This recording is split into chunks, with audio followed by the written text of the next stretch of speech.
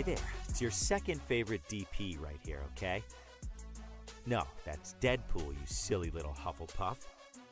Anyways, I'm gonna need you to shut up that pretty little mouth of yours and pay attention because the show's about to start, alright?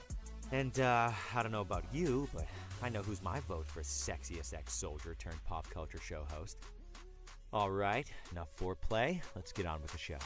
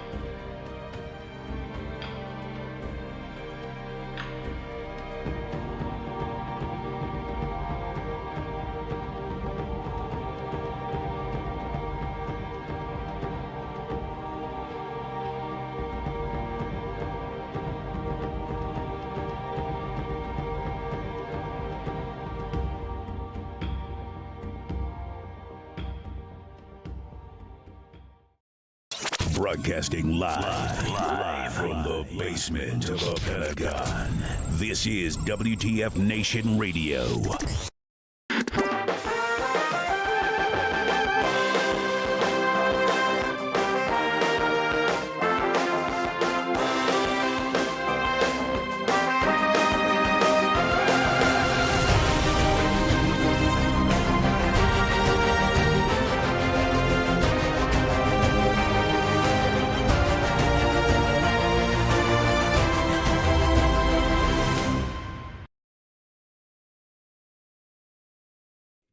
Hey everybody, welcome one and all. Today is June the 20th, 2023.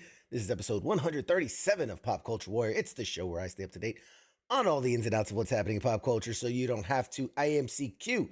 I am the Pop Culture Warrior. And joining me tonight, he's the man in the porthole. I mean the bubble. He's the man in the bubble. He's the coastie with the mostie. Ladies and gentlemen, let's give a big hand for Massey. Hey, Yay. The thanks for having me masshole. on. It's been a while, buddy. It's been a minute, man. It's been a minute. Not for Yeah, lack of and- trying. That's all I'm gonna say. Not for lack of trying. It's true. It's been mostly me being an unavailable. Yeah, you're too good for us. You're too good for us. I'm happy. I'm happy. I'm quitting my job so I can come on the shows more often.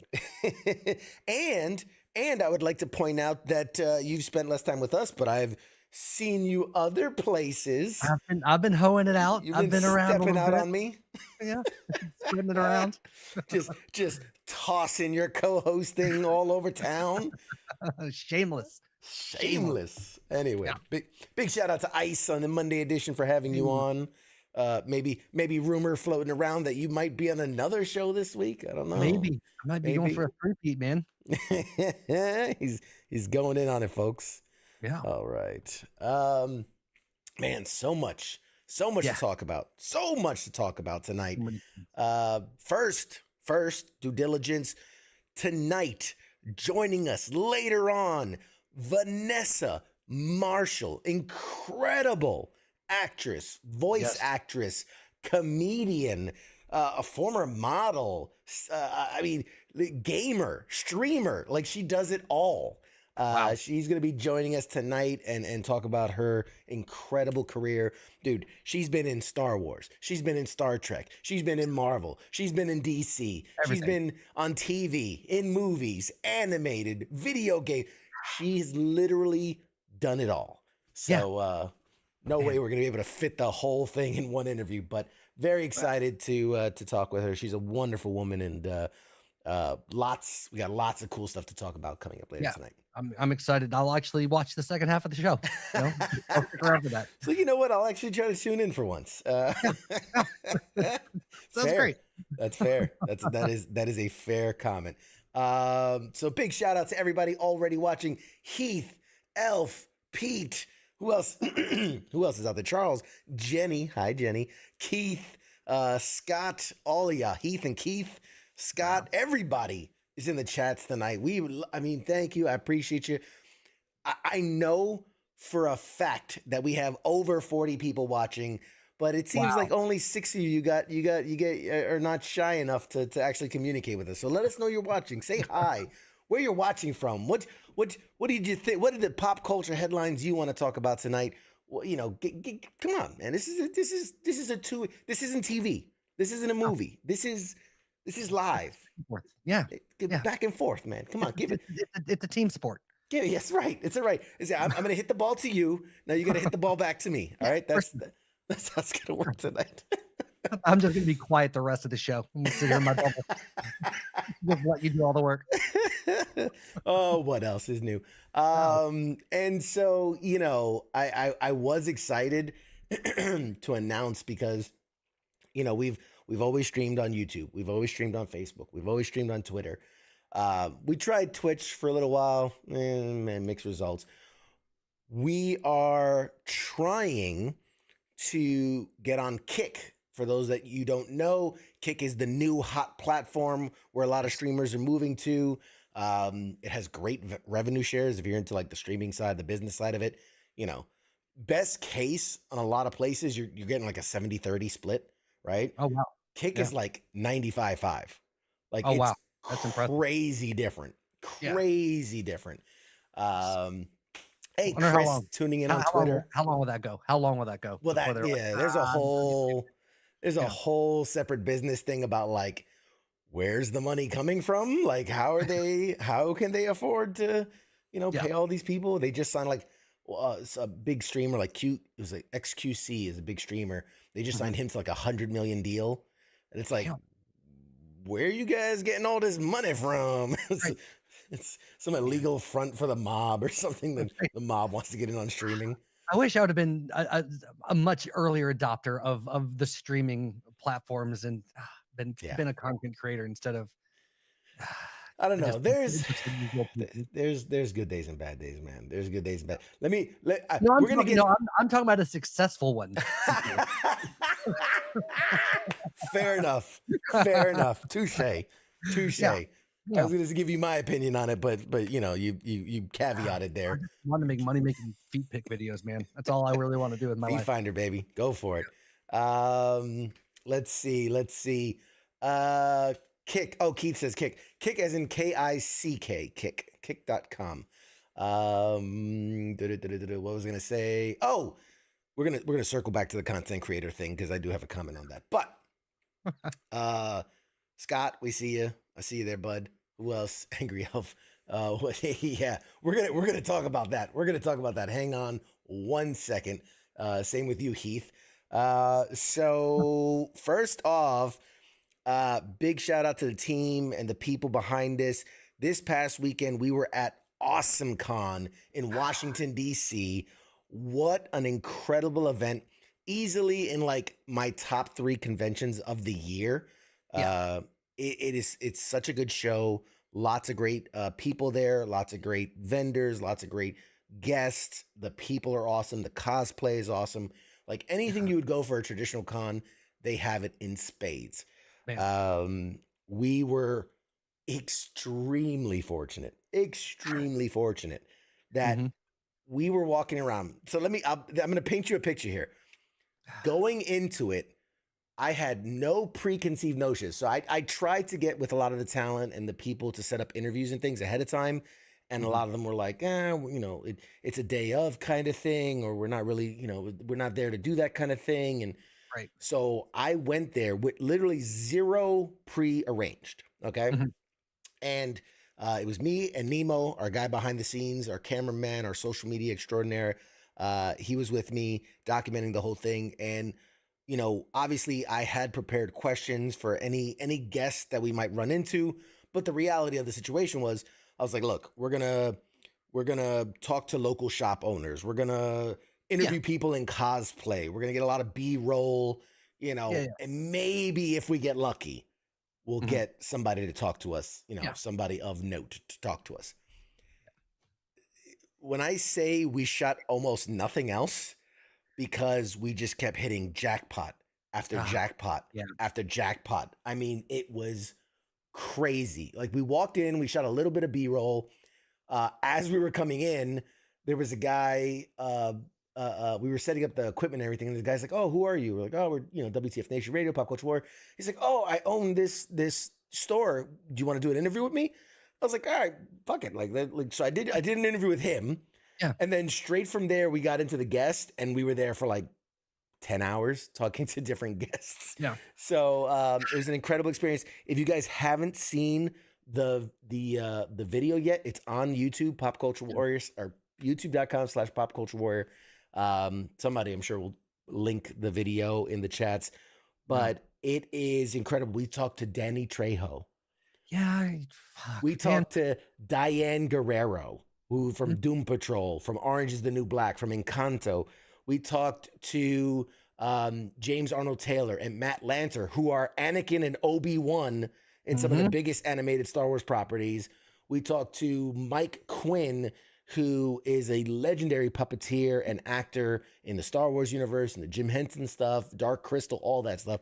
Like, bro, we hit it out of the park left and right. It was amazing. Amazing. So now I'm prepared to take on all your hate. Yeah, do you see how happy I am for you right now? So I can feel the heat. Since I've met you, right? I've always joked that every time you go to a con and as the show has grown and not, don't get me wrong, I've been there since the early days, right? But I've known you for a minute, Sure.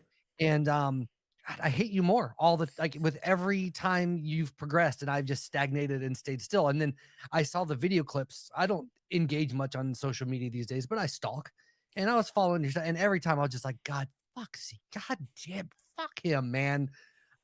I mean, and then it's pure jealousy. It really is. It's just pure disgusting jealousy. But God, I feed off your hate, your jealousy.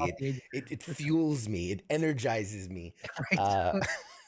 Yeah. And then I laughed. I saw and I know you're going to get back to this, but your post for Father's Day when you're cutting through video, I laughed my ass off. I was like, ha. Yeah. but yeah, man, no, congrats on like I said, I was going to say that anyway, like on a legitimate note, like it was impressive as hell. Like you crushed it over the weekend, and I hate you for it, but it was pretty amazing. But, yeah. And like Heath says in the chats, we did have Henry Winkler like 2 weeks ago. We got Henry Winkler at Fan Expo. That was incredible. I mean, dude, we've been on a roll that is exciting and new because as much as we've had incredible guests, I do feel like we've kind of broken through that next level. I don't know. It's weird to say because like, who's to say who's more important or who's more valuable than anyone else, but it just feels like we've kind of upgraded just a tad. You know what I mean? Like we've shifted into a new gear. And there's so much, so much happening and going on, and I'm so excited for it. All the people we talked to, I mentioned, hey, thank you. They gave us 3, 5, 7 minutes. I said, thank you for your time, whatever. And I'd love to get you on the show. I'd love to get you on the show, give you the full 1 hour, interview. And all of them were like, yeah, absolutely. Like, let's do it. Awesome. So I'm going to be reaching out. I haven't had time. I'm going to be reaching out to their people soon to see if we can set something up for the future. Yeah. But like, honestly, we have an incredible guest this week. I'm off for the next 2 weeks. I get a vacation. Thank Jesus. And then I come back and then we hit the ground running with just guest after guest after guest after guest. So I'm already booked until like August and I haven't even gotten these people yet.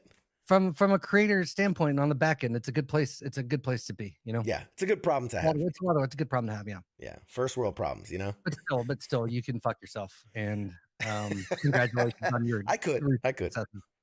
I mean, I do every time before I come on the show, and then I watch the replay after. But otherwise, yes, exactly. So no, it was a great show.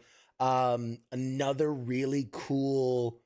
I don't know if you want to call it a side effect, another cool happenstance, another, outcome of AwesomeCon is we did talk to a few local businesses and a couple that were not local, that were more regional, that traveled to different conventions. We've done giveaways on our show many times, many times. And you know, it's always, and anybody that knows me can attest to this, it always comes out of my own stash. Like Yeah. everything comes out of my own pocket. I have boxes off to the side of stuff that I've like collected over years, and I just, you know, it doesn't really get up on the shelves, but it just sits. Yeah. So I've always done the giveaways out of my own pocket. I've shipped everything, paid for it myself, all that. In talking to some of the retailers and some of these businesses, I'm going to be opening my doors to sponsored giveaways. Nice. So that I'm not paying out of pocket for an item and then paying to have it shipped. This will say, you know, we'll say XYZ lightsabers. This month's giveaway is sponsored by XYZ lightsabers. Here's their website. Here's their thing. Here's a coupon code if you want to order something. We'll do the giveaway live. A name will be drawn. They will give me their address. I will send it to that company, and that company will send you some nice, awesome prize. Yeah. And then my hands are clean. I That's don't a good have plan. to, you know, pay out of pocket. I don't have to ship anything. And in talking right now, we're negotiating a couple things, but some of the places that are going to be getting on board, pretty awesome, pretty awesome stuff. Dude. Not to say that I haven't already given awesome things No, your away. giveaways are killer. But is there hints? Can you give hints? Is there anything you can do about giving it away? Hints Without violating any NDAs or, you know. Nothing's any- okay. So here's the thing: any nothing's been violation of signed, trust. nothing's been official yet. So anything I say is subject to change. But there's a company that makes lightsabers, like custom lightsabers. We're talking with. There's a company that's just kind of like a pop culture catch-all. So like plushies and lunchbox, like all the random pop culture knickknacks and whatnots. There's another company that's exclusive in like nerdy t-shirts. So like, you know, roll for initiative or some shit like that. Yeah. Like, or you know, all these, you know, funny things. And so things like that. And I'll still once in a while probably throw in, because I do think like Heath just said, he finally won a prize. I think Heath can attest that you know, the giveaways that I do are pretty unique and pretty fulfilling in that, you know, you always get a hand-drawn piece of art. You always get something that's autographed, you know, and then on top of that, random, you know, have-yous throughout my collection. I would just like to note I haven't gotten shit. You got to be in it to win it, man. You got to be in it to win it, you know? Who's more in it than I am right now? Answer me that. Fair point. That's a great segue. If you out there in the viewing public would like to be entered for giveaways, understand that our giveaways are live. You have to be watching live to be entered to win, unless you are a Patreon subscriber, patreon.com/popculturewarrior. If you are in any of the tiers as a Patreon subscriber, you will be automatically entered into every giveaway we do in perpetuity for as long as you're a member. Ooh. So do you get more entries per tier? You do. Nice. Single, double, triple entries, and you don't even have to watch live to win. We've had many times winners that weren't even watching live. So you know, it pays to be a member. You know, pays to play. And then on top of that, I also do a lot of exclusive behind the scenes stuff on the Patreon. So interviews before they're published, the raw footage, because a lot of the stuff that I post is very edited. So if you want to see the raw footage of me looking like a complete ass, be a Patreon subscriber. You know, a lot of the stuff that I'm working on behind the scenes that I don't talk about publicly, I'll throw it on the Patreon just so that they, you know, to show some love to those that are supporting the channel. I try to put as much, you know, stuff out there. And then I also do Patreon only giveaways, that cooler stuff that only gets to the Patreon. So, you know, it pays to support the arts. Scott says, get all your topics out there because this show for the next 6 episodes will be all about Secret Invasion. Yes, we're gonna talk about Secret Invasion. Scott also says, speaking of giveaways, spin that wheel. No, not tonight, sir. Not tonight. So that's giveaways. Okay. Very excited about that. Oh, and speaking of giveaways, hot off the presses, hot off the presses, literally as of today, for all my gamers out there, specifically computer gamers, the much highly anticipated, super controversial game, 6 Days in Fallujah, is finally coming out. 2 days. I don't know if have you heard about this game, 6 Days in Fallujah? I haven't heard about the game, and I'm It's a game. So this, like, the history of it, but after this, Google it, is incredible. Game started development like 10 years ago.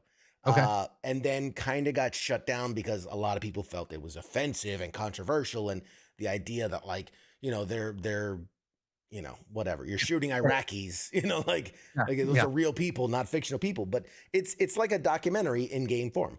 And it has some really cool technology ideas, in the sense that every time you load a map, it's procedurally generated.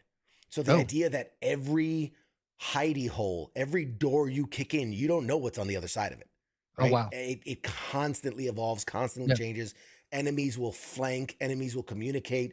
The way you communicate with your team, like when you're on voice comms, your voice can only travel so far. So if you separate, you won't hear each other, but you can talk over the radio, and then you'll get that very like kind of sound over the radio. Like, they wanted to make it hyper realistic in that sense. And after a couple of years of development, it got shut down. The whole thing disappeared, got shut down. Years later, another company buys the property and then brings it back to life. And they say, we're going to do this. So anyway, after 10 years, it's finally coming out. I had the CEO of the company on the show about a year ago almost to talk about the development and everything. And so it's finally coming out. I have access to the game. I have a early access to the game. I've been playing it. I legally can't say anything. There is a coverage embargo until the 22nd. So I cannot say anything until the 22nd. I can say I've been playing it. I can say I've been enjoying myself. That's all I can say. I can't say, like, there's other things I want to say. I can't. I can also say that I have a code to give a copy of the game. I think it's going to be, $40 at launch, $45 at launch, something like that. So I have a code to give away to one of the fans a copy. I mean, it's not really a copy, it's a digital code, but you get what I'm saying. A digital version of the game to play. So for all my PC gamers out there, my military veterans that love gaming, and like, this is squad based shooter at it. Like, this is, as a person who has lived through these events. I mean, I'm not going to say like, oh my God, the graphics are the most realistic thing I've ever seen. It's obviously a video game. But as far as the way it plays, I think it's the closest thing to actual combat. This is not Call of Duty. This is not Battlefield. This is as simulated as I think you can get to combat. So I think the game is PC only. I think Scott was asking, is it PC only? I think it's going to be PC only. I think if it does well, I think they port it over to consoles. I think it's something you could do. I don't know how easy it would be. This is a small company. This is their like one game, so this is not like a big AAA title. But I do think if it is successful, which I've seen a lot of military guys online who've gotten early access to it, like myself, we're all kind of in agreement that, like any game, I'll just say, like any game, there's pros and cons, but that it is good for the things that we recognize. So, very excited. Yeah, exactly. Excited when I can finally talk about it. But also excited that speaking of giveaways, I get to give one away. Yes. I love giveaways. I love giving stuff away. What if you had to give away your copy? That was the only way you could do the giveaway. You got the preview, but then you had to give away your copy of it, and weren't allowed to rebuy it. And weren't allowed to rebuy it? Yeah, that was the thing. Jesus. You got the free copy because you're you and you're an asshole. And then like now you can give this copy away to one of your listeners and to your fan base, I say, but you can fuck the never. listen. No, I'm just kidding. No, I would absolutely give it away. Absolutely. Okay. Because here, honestly, truthfully, I do game, I do play. I'm also extremely busy. So Yeah. if somebody out there was like, I would totally play that and I'd play the shit out of it. And they're like, it's better to you to have it than me. Like it's that simple. Better person than I am. I am. It is what it is. It is what it is. You're a shitty person. The bar is very low, so it's fine. It's not a hard. I'm like tiptoeing over the bar. It's not very hard. Scott wants to know. Not sure if you can answer, but is it controller friendly on PC or is it mouse and keyboard almost a necessity? I don't know how to answer that. And I think I could answer. I think I can legally answer. It's Power Glove only. You have to use Google Glass from 10 years ago. Like it's, and you have to download the encrypt. No, I've been playing it on mouse and keyboard. I think I'm gonna try to connect my my controller now and give it a shot. So I can't say for sure. But I'm gonna give that a shot. That'll be in my review. Yeah. But I will attempt it. Surely, if you can control a submarine with one, you can control a game. So. That's fair point, and we're gonna touch on that one. We're gonna touch on that one absolutely. Okay, so that's that. Couple quick things. Actually, not even quick things. We got to talk about The Flash. Okay. I know you haven't seen the movie. Yeah, I don't care about spoilers though. If you need to do your thing, I was gonna say, do you at any point foresee yourself seeing the movie?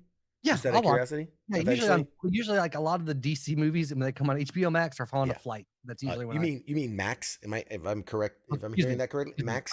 Excuse me. Yeah. I don't know what this HBO Max is that you're talking about. I'm assuming you mean Max. Right. Yeah, I'm sure it will be. I'm sure very soon it will be. I want to see it though, just from nothing else for the Michael Keaton aspect of it. Yeah, just throwback, nothing else. So, if for those that are interested, I did do a whole review video on it. Again, youtube.com/popculturewarrior. The whole YouTube video is dedicated to Flash in my review, which I literally recorded. I literally got in I saw it in theaters, walked to my car, sat down, pulled out my camera, and reviewed the whole thing. So It was very fresh on my mind. Now, after I've sat on it a while, the reality is it's not a bad movie. It's not a bad movie. I think a lot of it's good. A lot of the story and elements are good. This is an adaptation of the Flashpoint Paradox storyline. There are things they had to change just because that's a giant comic series and this is a 90-minute movie, whatever. So there were a lot of things that had to change. A lot of the stuff that I loved in the Flashpoint series, the storyline, they couldn't bring over because you had Bruce Wayne was dead and Thomas Wayne, his dad, was alive and he was Batman and he used guns and the Joker was his mom, Martha, became the Joker. And it was all these crazy, Aquaman and Wonder Woman are evil and all these crazy things, which they obviously couldn't really adapt to the big screen. Right. But all that to say, the movie's not bad. But the hardest thing to overcome, and this is for anybody wanting to watch it, or if you saw The Flash, please, by all means, let me know how you feel about it. But the CGI was horrible, atrocious, so bad. And here's what blows my mind, because certain parts of it, top notch. Yeah. They've gotten really good at the lightning effects, the showing the speed. I feel showing the speed both in his slow motion view as well as normal, how it looks for a normie to see him. Right. That stuff they've gotten good. They've gotten that down pat. But it's almost as if they shot all of it and then a couple weeks before screening, they were like, these live human beings, let's swap it all out for CGI. like Uh, a last minute. There's a scene, and not spoiling anything. There's a scene, and he's got to rescue some babies because superheroes rescue babies. That's what they of do. course. Yeah, absolutely. And the babies are all these like CGI fleshy bags, and it Oh, looks like, I swear to God, the best I could say is looks like a PlayStation 3 cutscene.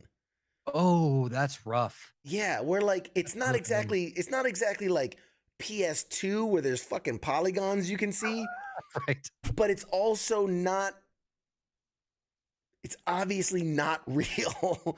You know what I mean? Yeah. Like you watch It Avatar, it takes you out of the it moment takes in the you movie. out of the moment. It's frustratingly distracting. Yeah. Now, you watch Avatar, everything you're seeing on screen is false, is fake, is CGI. But like you can suspend disbelief. You can, I don't know, it just your brain accepts it. Mhm. Whereas you see these things on screen that are supposed to be people and Right. objects and things, and it's like, Yeah. that's Well, it's easier to clearly, believe stuff that's not supposed to be real can look CGI, but stuff that's supposed to be real cannot look CGI nowadays in movies without just ruining all like yeah. it kills that suspense of disbelief, you know. And there was just certain Suspension, not points. suspense. Jesus There's Christ. Yeah, there's certain points where, like, for me, I didn't feel CGI was necessary. Right. They Like, could have just thrown a I real get baby. you can't risk a baby or whatever, like, to do all these things, whatever, sure. I mean, you can still like Yeah. shoot a baby in green screen and then like not Right. shoot a baby. Don't shoot a baby. You can film a baby in green screen and then put it in the movie. Yeah. Not doing the things it was doing. But there were times where, like, let's say like I'm trying to give an example without giving spoilers. In all the Flash properties, TV, movies, everything, you've seen like where he runs into the Speed Force and he'll see like Right. flashes of events Right. in time, and they're always the same. They're always like a photo reel, right? Like he's Mhm. like watching DVD extra, Right. and like, Yeah. okay, that works. We get the point. Right. They went a whole different route Oh yeah. in this one, and I don't think it worked. I don't Nah. think it worked. Um, Yeah, so Chris says I watched the Flashpoint Paradox movie to honor the Flash movie, but even though I didn't see the Flash movie, yeah, Mm. hey, if you want to see it, just go see. There's an animated film, The Flashpoint Paradox, Yeah. way better, way Yeah. better. And Angry Elf says it in the chats. The director has gone on record saying this is a quote: the poor CGI was on purpose. What? His claim is that when you see that CGI and it's just a little bit off and it doesn't seem real and it looks weird, it's on purpose because Barry's in, he's moving at subatomic speeds and so Yeah. everything is distorted. Bullshit. I'm Yeah. sorry. Bullshit. There's a scene in Batman v Superman, or no, not even that one. Sorry, Justice League, where he's running and Superman What, can the see Rob him. Schneider version? Yeah, and but Superman and him see each other in super speed. There's no weird, like, Superman looks like a human. He looks like a person, not some Right. weird blobby thing, you know. And then for them to say that there are also scenes where he's not moving in super speed. We're not seeing the slowed down version. We're seeing the human version or Mhm. the normie's Right. viewpoint, and some of the CGI is bad. So I don't know. I just it doesn't make sense for a movie that was supposed to come out 3 years ago, that has Yeah. sat on the shelf for so long, for the CGI to be so bad, so Yeah. distractingly bad. That's I painful. I don't understand it. And like I think, like, look, Well, the movie already had a lot bad going for it because of the whole Ezra Miller mhm. meltdown, real life meltdown, and his Right. whole problems. So there was already a lot that was going against. Um, but man, the CGI just didn't help the case. I don't know. That's awful. Especially in the era that we're in of superhero movies and the bar that's set for effects levels where things need to be and what's expected out of that to have bad CGI is almost an unforgivable sin in this era. I mean, it's unfortunate because with the reliance on CGI to make Right. these things look believable, it just and like again, the movie had really good points going for it. I thought some of the, Batfleck is in it. Ben Affleck is Batman. He's in it a bit. His scenes, it's funny. His scenes when he's doing Batman stuff, some of the best I think that's out there. Yeah. But the scenes of him talking, and again, it's you can't, like, I want to blame Ben Affleck, but like it's the writers, it's the Yeah. directors, like it's his stuff just comes off as silly and corny to me. Yeah. It's like Adam West playing current day Batman, like where like the things he's saying are just cheesy and corny. Yeah. Um, you know, I just hope the DC universe will redeem itself at some point in my lifetime well, and now actually become a valid franchise. you're right. You're absolutely right. And there's a chance because now that James Gunn, I don't know if you Yep. know the Yeah, James yeah, Gunn 100%. took over the studio, and There is hope. there's hope. There's hope. But it's even still now it's in flux because with this movie bombing, Aquaman is right down the road, and Mhm. like a lot of people are like saying, do you even release Aquaman at this point? Because it doesn't stand a chance. Right. It's just they've been tanking with each movie. Yeah. Like the Flash is underperforming Black Adam, for God's sakes. Oh my god. Like And that was that's mm. bad. That Black is, Adam hurt me. It caused me physical pain. I watched it on a flight and I was and I think the Flash is a better movie, yeah. but the black but it makes Black Adam CGI look like really good. Like it looked really good in comparison. So you've got Aquaman, and then they, in front of the Flash movie, they showed the trailer for Blue Beetle. Mhm. Blue Beetle is this interesting property because it's seemingly the end of the old DC universe, but somehow also the beginning of the new DC universe. Right. Because James Gunn has because it came from a time before James Gunn, but James Gunn has gone on record saying, I want to bring that into my universe. Okay. So it's this weird Well, yeah. middle point for the two.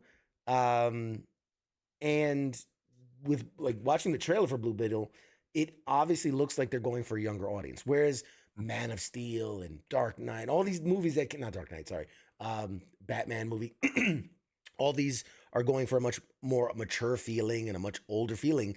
Right. Blue Beetle looks like something straight out of like young adult fiction. like Right. it's teenager gets superpowers and he, yada yada yada. So they're definitely going for a different vibe, kind of like what Shazam was going for when they came Right.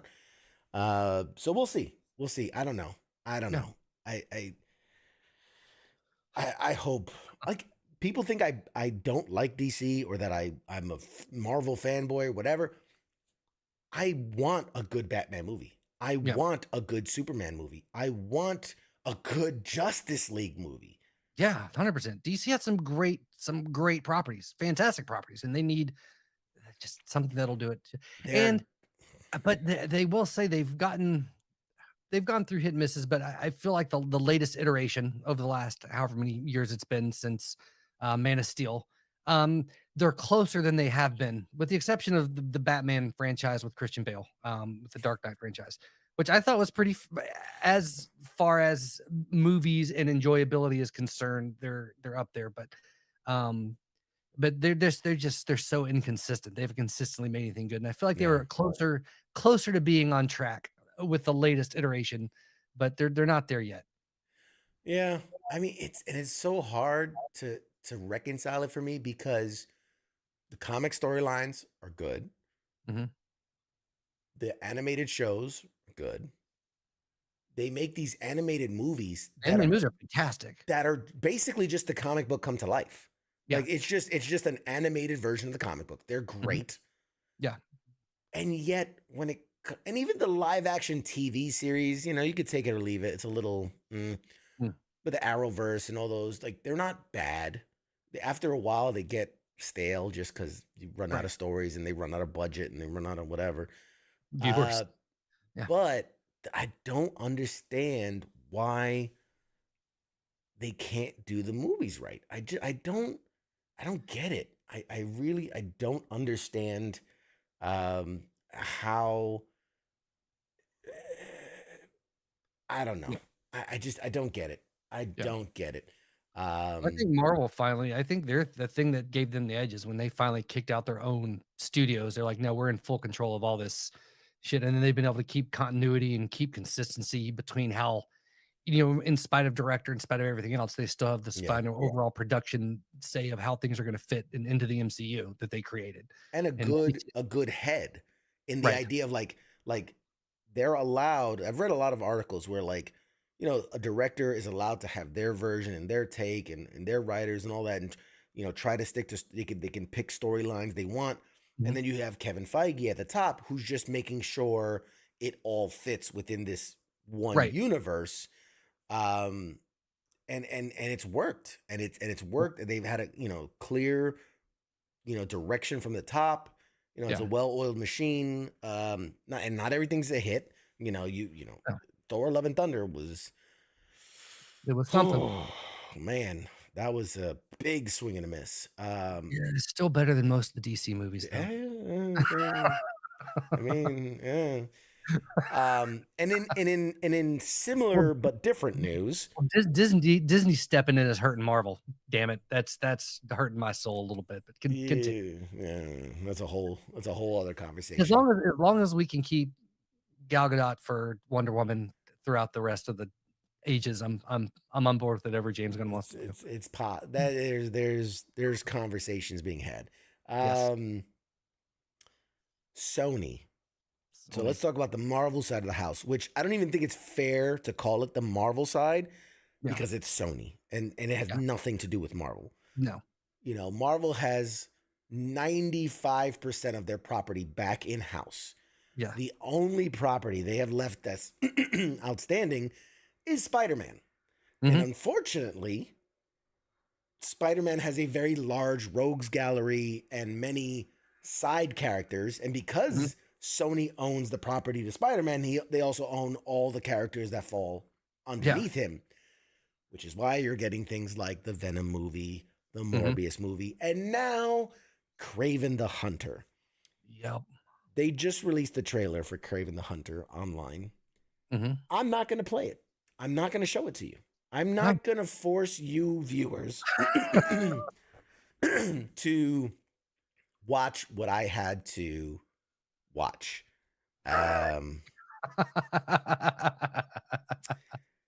It is as though so there's this rumor.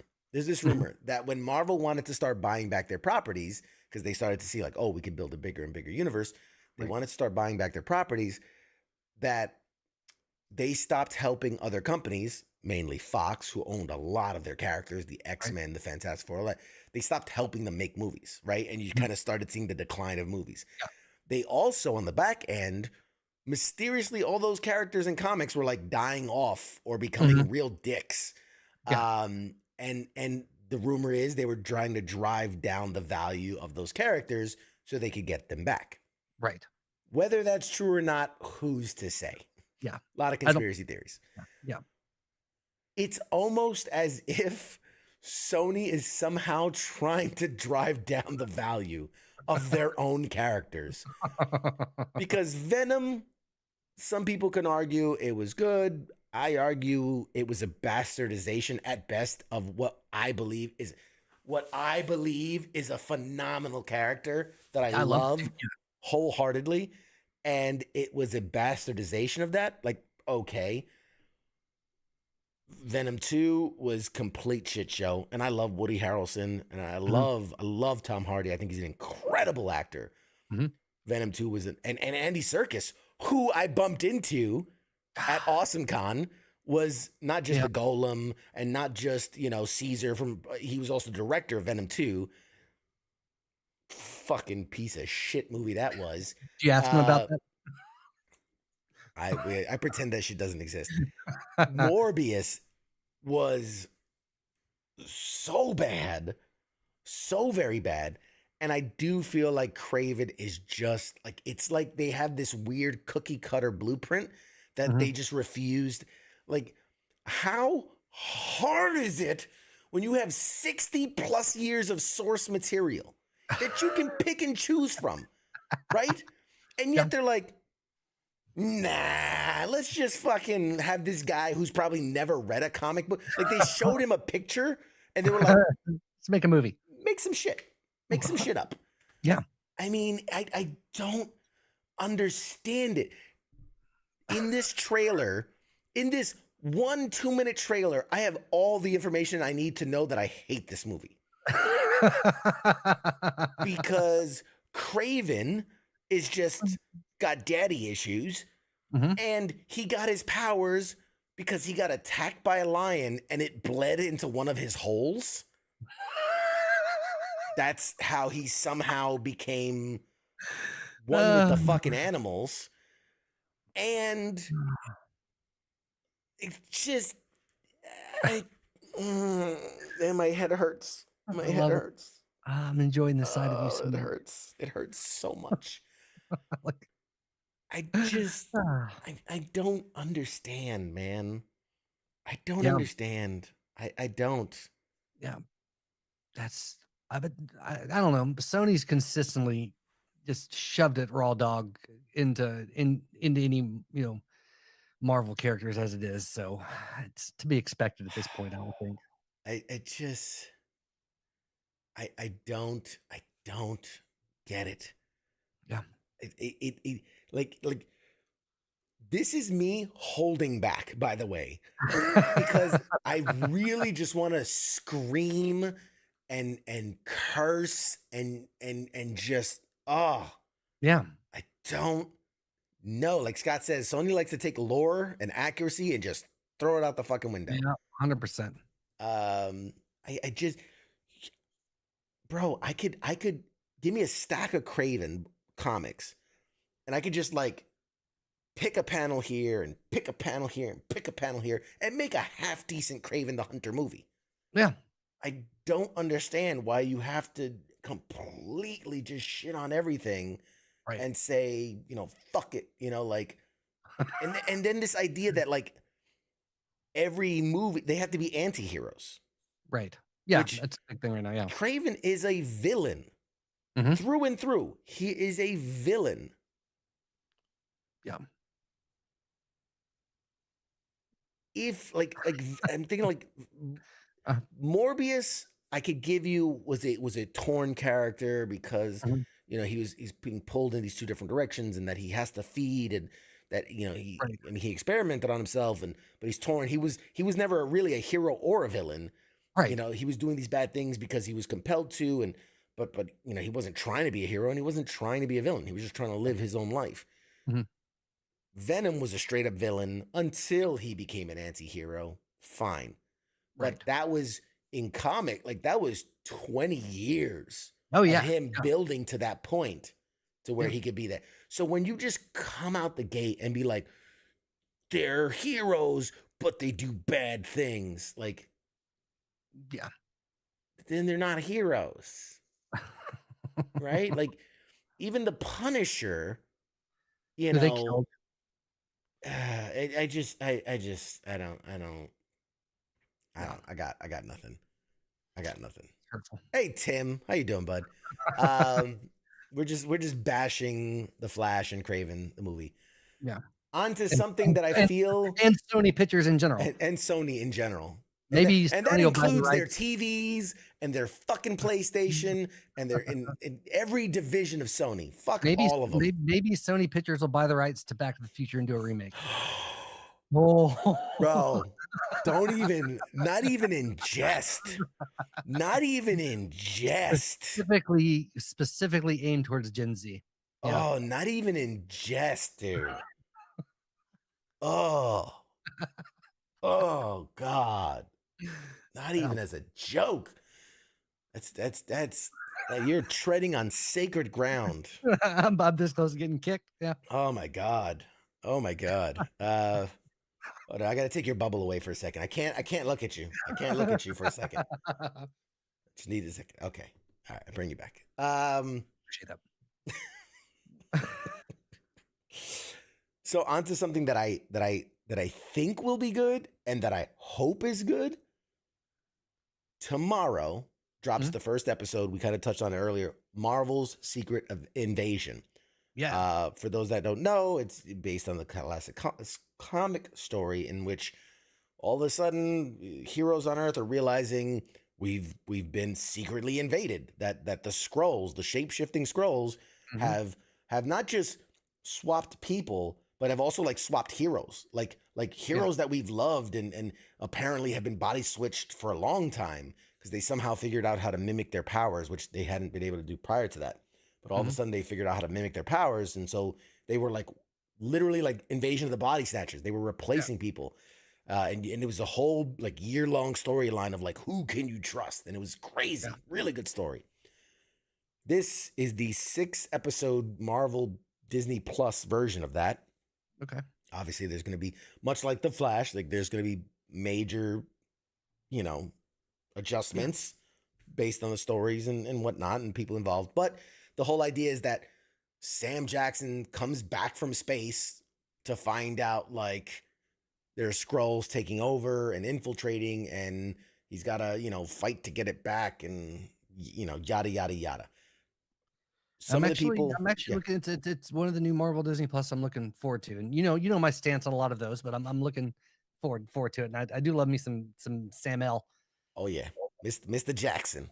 Yeah. Uh, the so I do follow a few people that have some early access. I unfortunately wasn't able to get early access to this one. Uh, But I do know a few people who have, and the early reviews are that it's good, right? That, nobody's saying that it's the best thing on earth or whatever, but that it is kind of a return to form, right? Because Phase 4 of the Marvel Universes has mhm. gotten wild. You've got Shang-Chi with super powered rings, and you got Miss Marvel doing her thing, and like so it's very power oriented.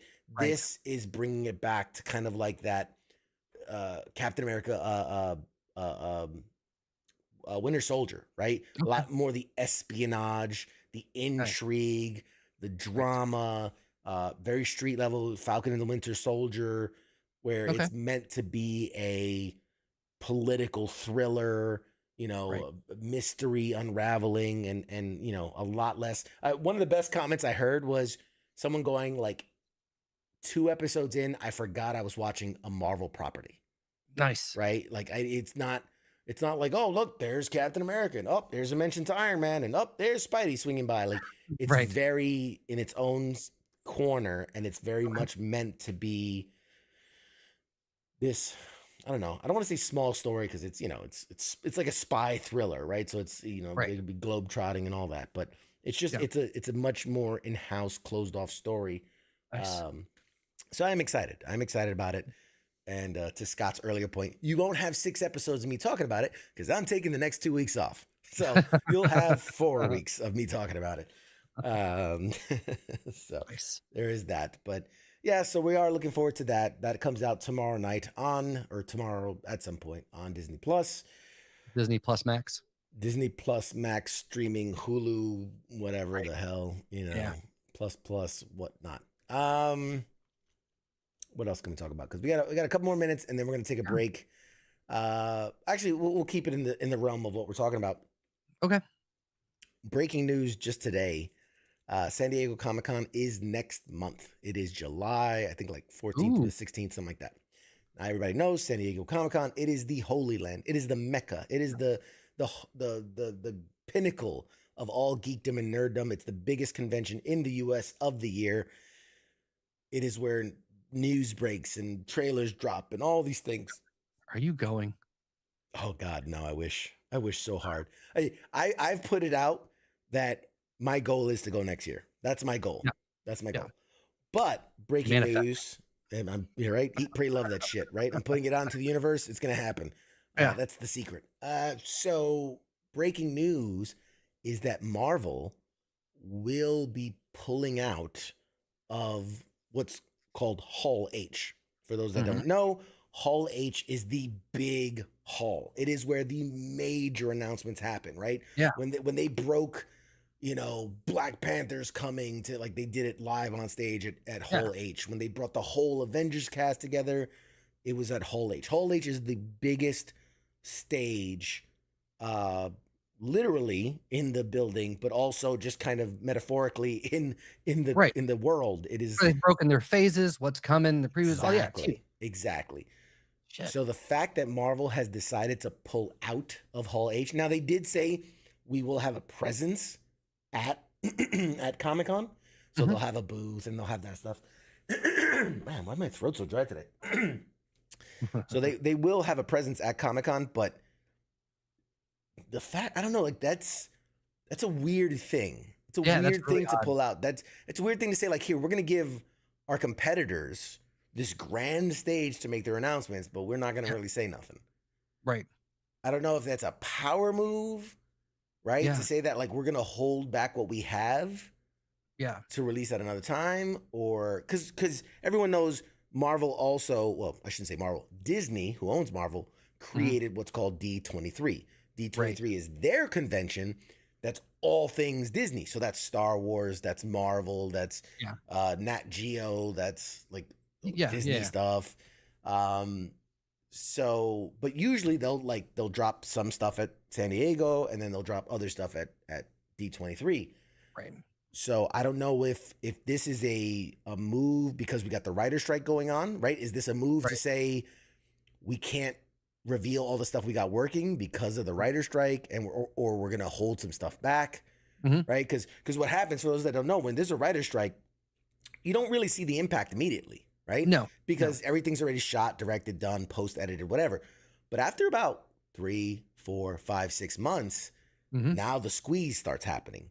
Now they release things slower and slower because they're running out of things that are done. Right. So I don't know if this is Marvel's first, like that first red flag of like, there is the strike still happening and it's going to affect us. So they're trying to slow down. Cause they were, this is every week they were dropping some new news. And now all of a sudden for them to say like, we're not going to be at, saying anything at San Diego. Very odd. It's a strange thing. It's a very strange and you wouldn't thing. think it's just it would, and you wouldn't think they would just pull out of Comic-Con and just keep the D23 because that'd be ostracizing all kinds of people on a huge dick move on Disney. Granted, they've done worse, but to their fans, She-Hulk. But they could, but it is an odd thing because it's such a big event to pull out of and not have anything for. It'd be some crazy shit if Marvel just like came out and announced, "Oh yeah, we're bankrupt, no more movies at all." Like right now, we're just sorry, guys. That would be Disney announcing they're bankrupt, which for people that don't remember, 2 years ago, at the height of COVID, Disney was taking offers. There was reportedly real conversations happening between Disney and Apple. Apple was going to buy Disney. Yeah. Disney was going to be owned by Apple. Imagine a world where Disney is owned by Apple. Oh my God. Yeah, but wow. I mean, isn't Disney essentially the entertainment version of Apple? I mean, they're kind of very similar companies in that regard. I mean, oh man, both run at one point by a beloved tyrant. Oh my God, I get some like Black Mirror episodes playing in my head of like a world where Apple, owns Disney and they just own everything. Yeah, they own from our technology to anyway. Whew, I got dizzy for a second. But it's been a very emotional show for you, buddy. I know, man. I have just highs and lows, man. Highs and lows today. You're just a roller coaster of emotion with you. So, Angry L says there is rumors that Disney is broke. I mean, the reality is COVID was a rough time for Disney because, so Disney always kept this massive like stash of cash, basically. Like they always had this massive reserve. God forbid a fucking one of their castles caved in and the park is shut down. They had to have these massive cash reserve in reserve, or one of their cruises sinks or whatever. So they've always had these massive cash reserves. Well, what happened was right before COVID, they had that Fox acquisition. They bought Fox. They wanted all their, characters back and everything else Fox owned. So the rumor is they dipped well into that cash reserve. They dipped like they threw they backed the money truck up and like dumped it all out. It went through, and then like less than 4 or 5 months later, COVID hits. Yeah. All their parks shut down. The cruises shut down. Movie theaters shut down. Right. So like they had also put a ton of money into building up the infrastructure for Disney Plus. So they were cash tapped, and all their sources of revenue were basically halted. So that's what, put on all these rumors that like they were looking for a buyer, because a couple more months and they wouldn't have been able to make it out of it. So, but obviously since then, parks open, cruises open, whatever. Yeah. And now they're doing fine, I guess. But we don't know their bank sheets. We don't see their bank sheets, but I'm assuming they're doing okay. They've got to keep some of the bank to reanimate cryogenically frozen Walt Disney at some point to bring him back. Yes, they have their priorities right. Yeah, exactly. We might lose some Marvel movies, but we'll have Walt back eventually. Fine. God, he's rolling over in his grave, I'll tell you right now. But anyway, all right, guys, excuse me. We're gonna take a short break. I see our guest has joined, so we're gonna toss to a break. We're gonna talk with her, get her on the screen. When we come back, we have the incredible Vanessa Marshall joining us right here in studio, live, taking on all my questions and, of course, yours. Massey, thank you for joining me for the first hour. Thanks for having me, as always, buddy. I really appreciate it. Maybe you'll stick around. Maybe you won't. I don't know. I'll watch. I'll watch for the second half. This must be a good guess because he never watches the second half of the show. So it's got to be a good guess. I do sometimes. If I'm coming back on, All right, guys. It's always a pleasure. Awesome, man. Thank you so much. All right, guys. We'll be back with with our guest after a quick short break. Right after this. Shots.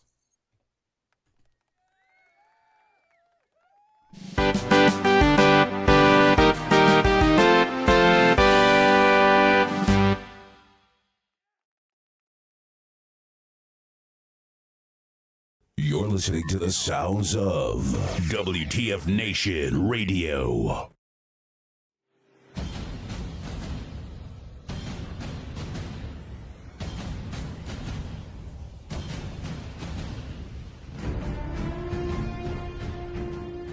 Hey, you there? Yeah, it is right, you. Let me ask you something, alright? Where the hell do you think that you're going? Oh, would you think because the show is going to commercial that means you get to just walk away? Well, CQ asked me to pass on the little message, alright? And it says, I'll be back.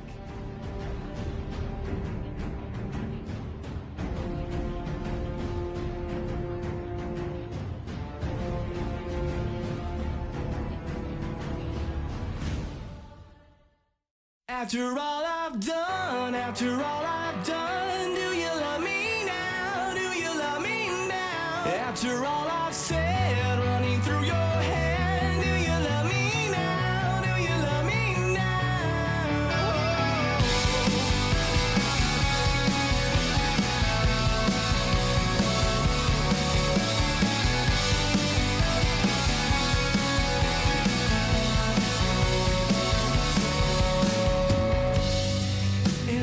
told you everything, I bet you cry and run away. 'Cause with all the lies I keep, made you believe this was me. The truth is I am not at all who I preach myself to be. And I deserve to be alone, and I'm alone here with me.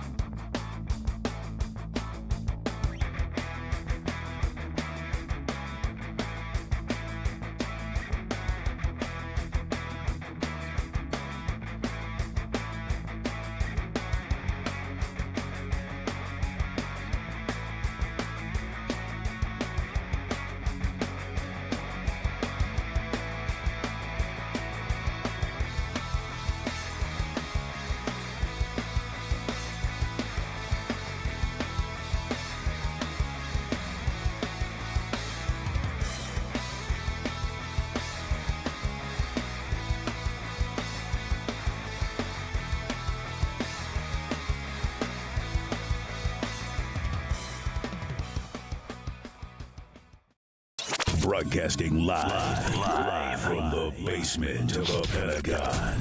This is WTF Nation Radio. All right, here we go.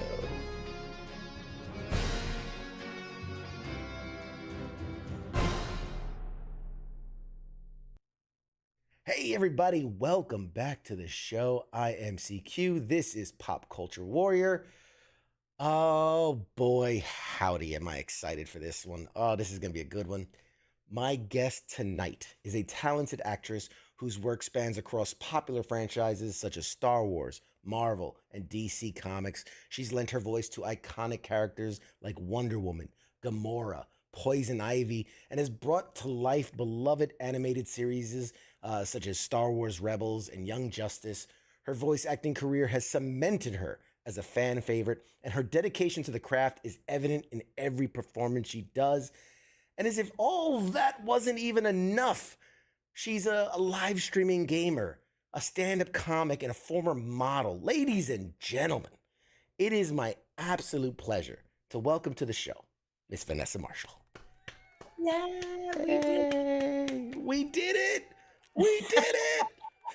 I'm so happy to be here, and it's so great to meet you. Thank you so much for having me. Oh my God, are you kidding? The pleasure is mine. I feel like we've been doing this dance, right? Yeah, We've been circling back and forth, Yeah. but we're here. We did it. We We did did it. I'm so grateful. Yes, and guys, feel free, throw your love in the chats. We've already got people saying, "Hey, it's time. We're here." So let her know you're loving it. As always, if you have questions for Miss Marshall, you just drop them in the chats. We'll get to them. I promise. So first and foremost, what is your connection to the military? Well, my connection to the military was through my father, and still is, but more predominantly through my uncle. My dad was in the Air Force, and but he was a journalist, and he worked doing sort of the news, the radio, like blah blah blah. He was stationed in Heidelberg, and he never was like out among them, And so now, he went on to work at KNBC News. He was a news reporter here in Los Angeles. And when he retired, I dared him to go get his pilot's license.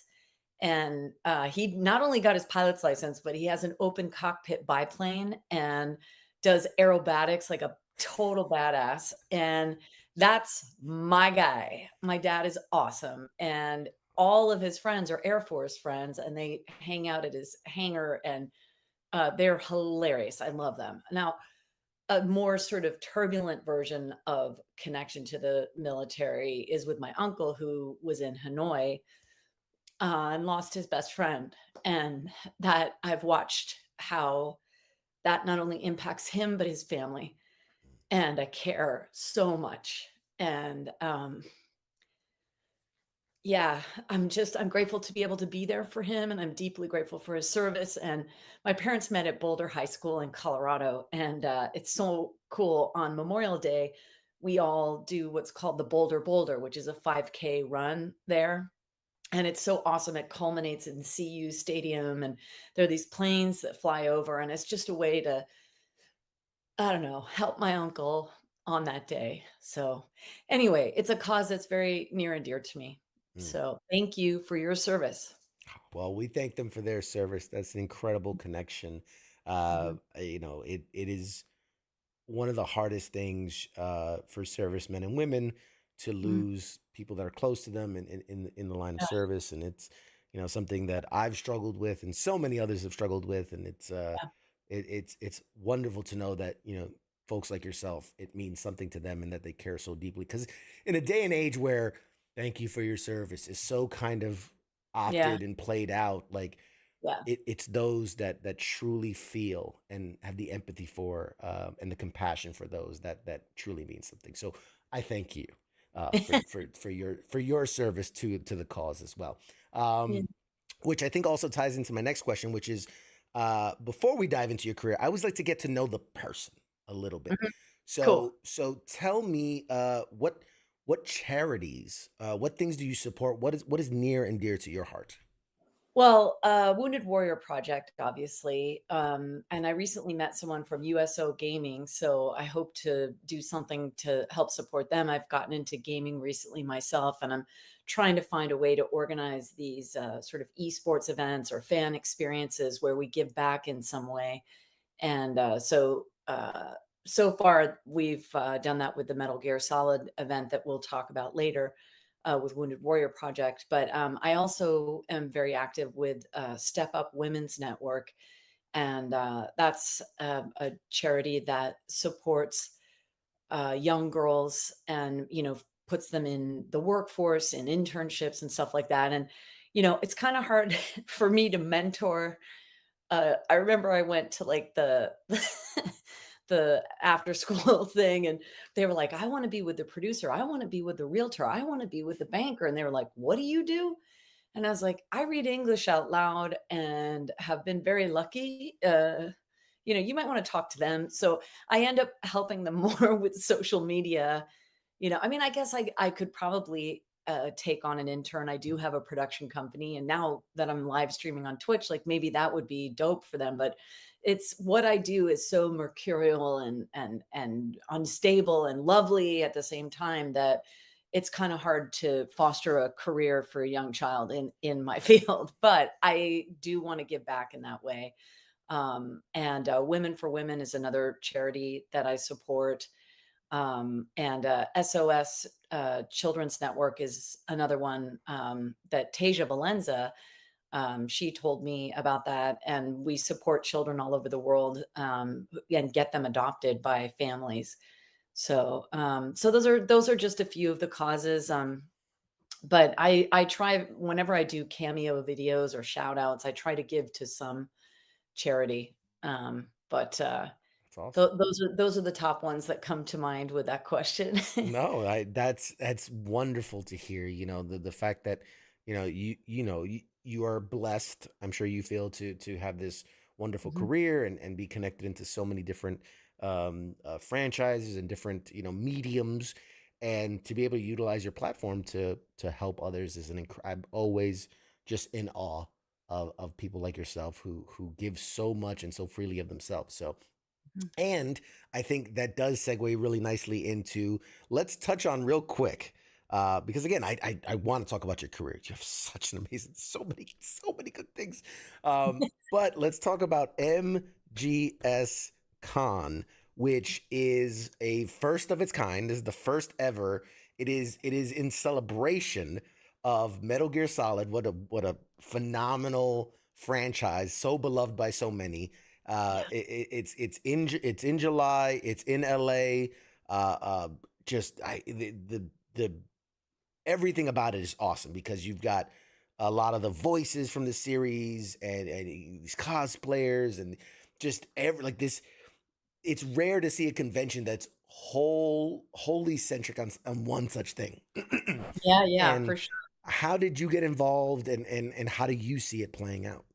Well, so here, let me sort of step back for one sec. And in the pandemic, I spent so much time alone. I'm an only child. I didn't want to get my parents sick. I'm single, so it's not like I have no pets, plants, or what. I can just walk out the door and do whatever I need to do. No one's got to go to soccer practice. I'm very free in that way, which is totally awesome. But I kind of hit a wall in the pandemic, and I was like, you know what? If it isn't fun moving forward, I don't want any part of it. And if I can create fun and figure out a way to pay it forward at the same time, that is my mission. That is what I'm all about. And it occurred to me that voiceover actors are at the Comic-Con conventions all the time because they're in animated shows, which are many of them are based on comic books. So those narratives, they come together. And at one point, voice actors seemed irrelevant at the events. Now they're a foregone conclusion. Now we have all these esports events, and the video game actors are not there. And I don't know if they aren't as big a collectors as I am or we are. Or, I like your background there, buddy. But it occurred to me, what if we could make the experience for these gamers who are at these esports events more magical, more amazing, like something to convince them that people are still good in this world and that it matters that we come together. It matters that we let each other know how much we mean to each other, right? So I was trying to crack this nut, and I eventually was asked to go to a DreamHack event. DreamHack has these sort of esports Super Bowls, I call them, and I was at DreamHack San Diego, and I was at DreamHack Dallas, and I'm going to DreamHack in Atlanta, hopefully. And my whole point of going there is to try and bring these video game voiceover actors, friends of mine, so that we can do activations for different things. And one of the things I had thought of was, what if we created like a retro corner that was Metal Gear Solid? Wouldn't that be dope? We could have all, David Hayter, like all these amazing people. And for those who really cherish that game, like just they could just love up on, and granted, we're the English speaking version of those characters, and we humbly are grateful for our jobs, et cetera. And we understand that, we're dubbing it over, et cetera. So we have reverence for Konami and the original actors and all that jazz. And in fact, that would be amazing if we could get them to join. Sure. But so I get this email from Amanda Bryan, and she says, "Hey, I want to create this fan experience for Metal Gear Solid. I don't have any money, but I really love the game. Is there any way you would help me do a crowd-funded, event?" And I was like, "Not only will I help you, but if you can turn some uh, nonprofit aspect to this, if you can give back to Wounded Warrior Project, for example, I'm doing it for free." I said, Mhm. "Let's go." I said, let me demonstrate through your event exactly what it is that I'm trying to do." And she said, "Holy moly, I can't believe it." And I said, "And you know what? I'm going to call all the voice actors who are in the game, and I'm going to get them to come down as well, because it's the right thing to do. Not only because we've all been trapped in our homes, but because we're going to contribute to a good cause, and we can love on the game. What could, you know what I mean?"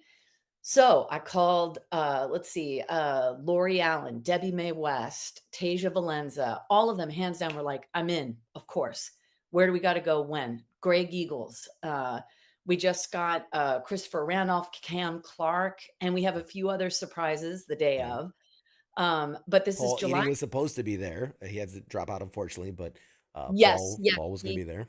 Paul was gonna be there. He booked a job, unfortunately. But yeah, so we also now have a VIP meet and greet in the morning if people want to join us at 9 a.m. on that Saturday in person, of course. This is at the Hilton at LAX here in Los Angeles. And we go all day long. And we've got panels. There's a 2 o'clock voice actors panel that there could be some amazing surprises there. There's an artist alley. There's live gaming, retro gaming on site that will be live streaming. There's a cosplay contest, as you mentioned, and then of course the actors will be signing autographs throughout, and there'll be photo ops with the video game act. So I have my Olga action figure. Like, if you have any of those figures, you can come get them signed by the actors. And then there is a book of fan art that each of us, or all the actors, are going to sign, and that's what we're going to auction off, and that money will be donated to Wounded Warrior Project along with other funds as well, but that specifically. And then of course I can't believe you're going to be there as the ambassador. It's like, it's just heaven on earth. It's like the best day ever. So, and the good news is, if you cannot be there in person, if you're not in Los Angeles or you don't feel like driving down to the airport, we also sell virtual tickets. You can join us all day long virtually. There's going to be a DJ. I mean, this is going to be on fire. And also, Streamily has volunteered to do virtual signings as well. It won't be a typical Streamily thing where "Hi, I'm signing your thing." It's not going to be like that. But if you purchase it, they will bring the photos to the event, and we will sign them there, and you will get whatever it is that you want signed. But so not only can you be there all day virtually, but you can also get things signed virtually via streamly.com. But the info is at mgscon.com, and on socials it's at mgscon. And yeah, I mean, it's just going to be an amazing day. And my hope and goal is to take this, if it's sort of a successful formula, I'd love to replicate it in San Diego, for example, because, there's a lot of military down there. And we really want to support veterans and give them something fun. I hope to do something with the USO gaming people. And, we would really love for veterans to come out, and anyone who's currently serving, has served, anything. We want to give you like a moment of fun for yourself, Yeah, and if we could take it to New York, to London, wherever, there's like huge Metal Gear communities all over the world. So absolutely. that's our goal. And then, I'm streaming. I'm going to start playing on Twitch all the games that I'm in. I'm going to play Shiva and Mortal Kombat. I'm going to play my Black Canary and Injustice 2. There's all sorts of video. I have 122 video game titles that I've been in. I can't believe it. But I'm going to be live streaming all of those. So far, I'm now playing on a PS3, playing Metal Gear, to lead up to the event in July. But from then forward, I'm going to be doing something with the cyber nerds called Friday Night Fight Nights. And I think we're going to be playing Mortal Kombat, and I'll be doing Shiva. And we're going to play that every Friday all the way up to DreamHack in December. So we might get some brackets going. I don't know, man. Anything's possible. And charity will be happening the whole way along. But that's my deal. And yes, I'm still working in cartoons and doing my day job. But like that's what's giving me the joy and the purpose in my life right now, and connection to some of the coolest people that I've met on social media and just all over the world. So Well, you've answered all my questions. Thank my guest, Vanessa. hey, how you doing? That was awesome. That's great. I can say that I'm personally so very excited, so honored that you guys asked me to come out and support Wounded Warrior Project, which is obviously very near to and dear to my heart as a wounded veteran and as someone who's benefited from their programs, which are 100% free for everyone. They never charge you $1 for the services. It's a great organization. I'm happy to go and do my part, and obviously as the pop culture warrior, as the guy that just loves to nerd out on this stuff, on video games and movies and TV, it was the perfect, like, my two passions colliding. So I love it. it's my joy and absolute pleasure. I'm doing conventions. I just was at Awesome Con. I was at Fan Expo Philly a couple weeks ago. I've got one in New Jersey next week. I'm doing conventions all summer, it seems. That's the one that was like circled on the calendar that I'm like super excited Awesome. for. So excited. Yeah, We'll have to compare our calendars, because I think there's a couple Rebels reunions at different conventions. So if we're Star Wars Rebels, if we'll have to link up. I like it. absolutely. I like it. Absolutely. Yeah. I'm excited to be there also because I've had Debbie Mae West on the show. So, Right. And we had such a great conversation. We really hit it off. I can't wait to finally put a face to the real face that I For sure. Yeah. Going from virtual to in person is always exciting. But yeah, I'm excited to be there, to do my part, to talk to all you wonderful actors and actresses and all the people that have played a part. I also have another connection, which I'm very excited because I was just at Fan Expo Philadelphia, Nice. and I bumped into David Hayter, and we got to talking, and we hit it off. He's a great guy. He will be coming on my show the Tuesday before MGS Con. Holy moly! So Awesome. I asked him. I said, "Listen, would you come on?" Obviously for yourself to talk about your work and your career, but also I would love it if we could tie in the fact that Metal Gear Solid Con will be right there the following Sunday after the interview. And he said, absolutely, I'll do. He goes, I couldn't make it he said, I wanted to be there. I couldn't make it because he has a pre-engaged. He's in Portugal. Yeah, exactly. I'm overseas. I'm out of the country and everything. Otherwise, I'd have been there. But who knows? Maybe we can record a special message. Maybe we can shout out to all the MGS people. The other thing I wanted to say too is I know you guys will have virtual tickets like you mentioned. Maybe, and we can communicate on the side, but maybe we can get a ticket that we could do like a giveaway here on the show. We can drive some, absolutely. some people, get the buzz going, as we move closer to the event. 100%. That'll be awesome. But That's awesome. I'm very excited to be there. I'm very excited to do that. But you're here to talk. We're here to talk about you.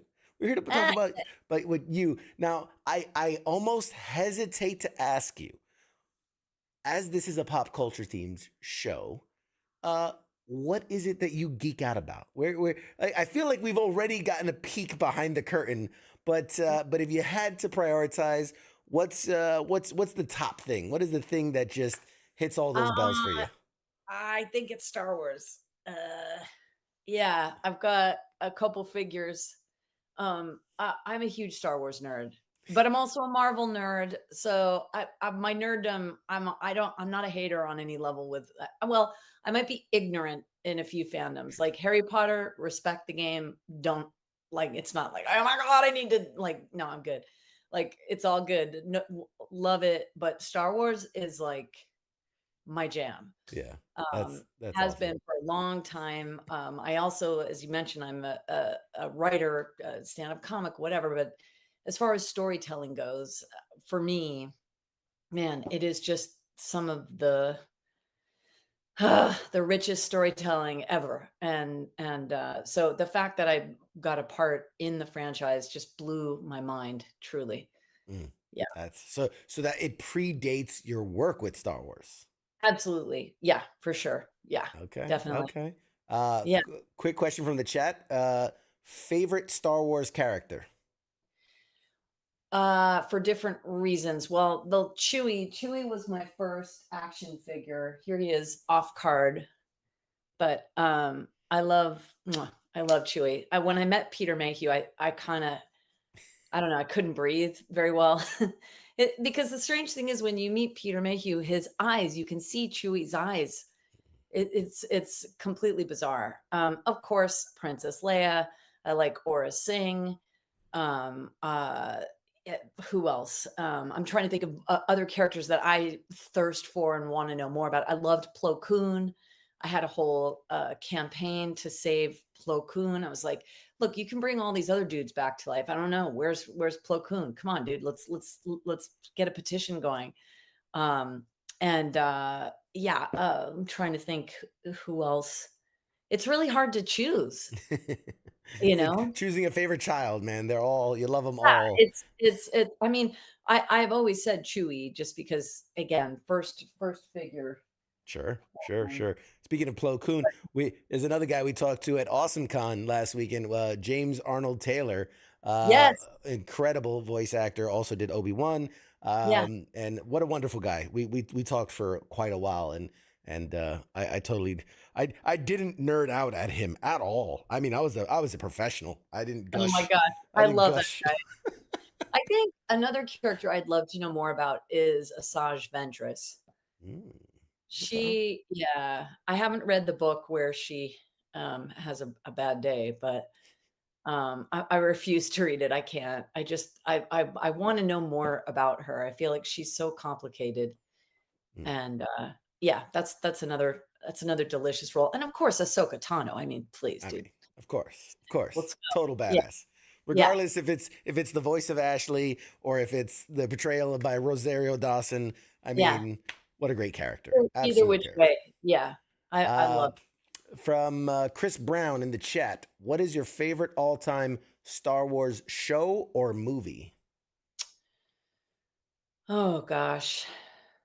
Oh, that answer changes year to year, especially with all the content. Andor really blew my mind away.